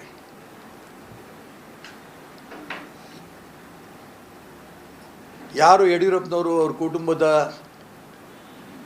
ಜೊತೆಗಿರ್ತಾರೆ, ಅವರು ಬಹಳ ಹತ್ತಿರ ಇರ್ತಾರೆ, ಜಾತಿವಾದಿಗಳಾಗ್ತಾರೆ, ಜಾತೀಯತೆ ಇರೋಂಥ ವ್ಯಕ್ತಿಗಳಾಗ್ತಾರೆ, ಹಣ ಇರುತ್ತೆ, ಇಂಥವ್ರಿಗೆ ಇವತ್ತು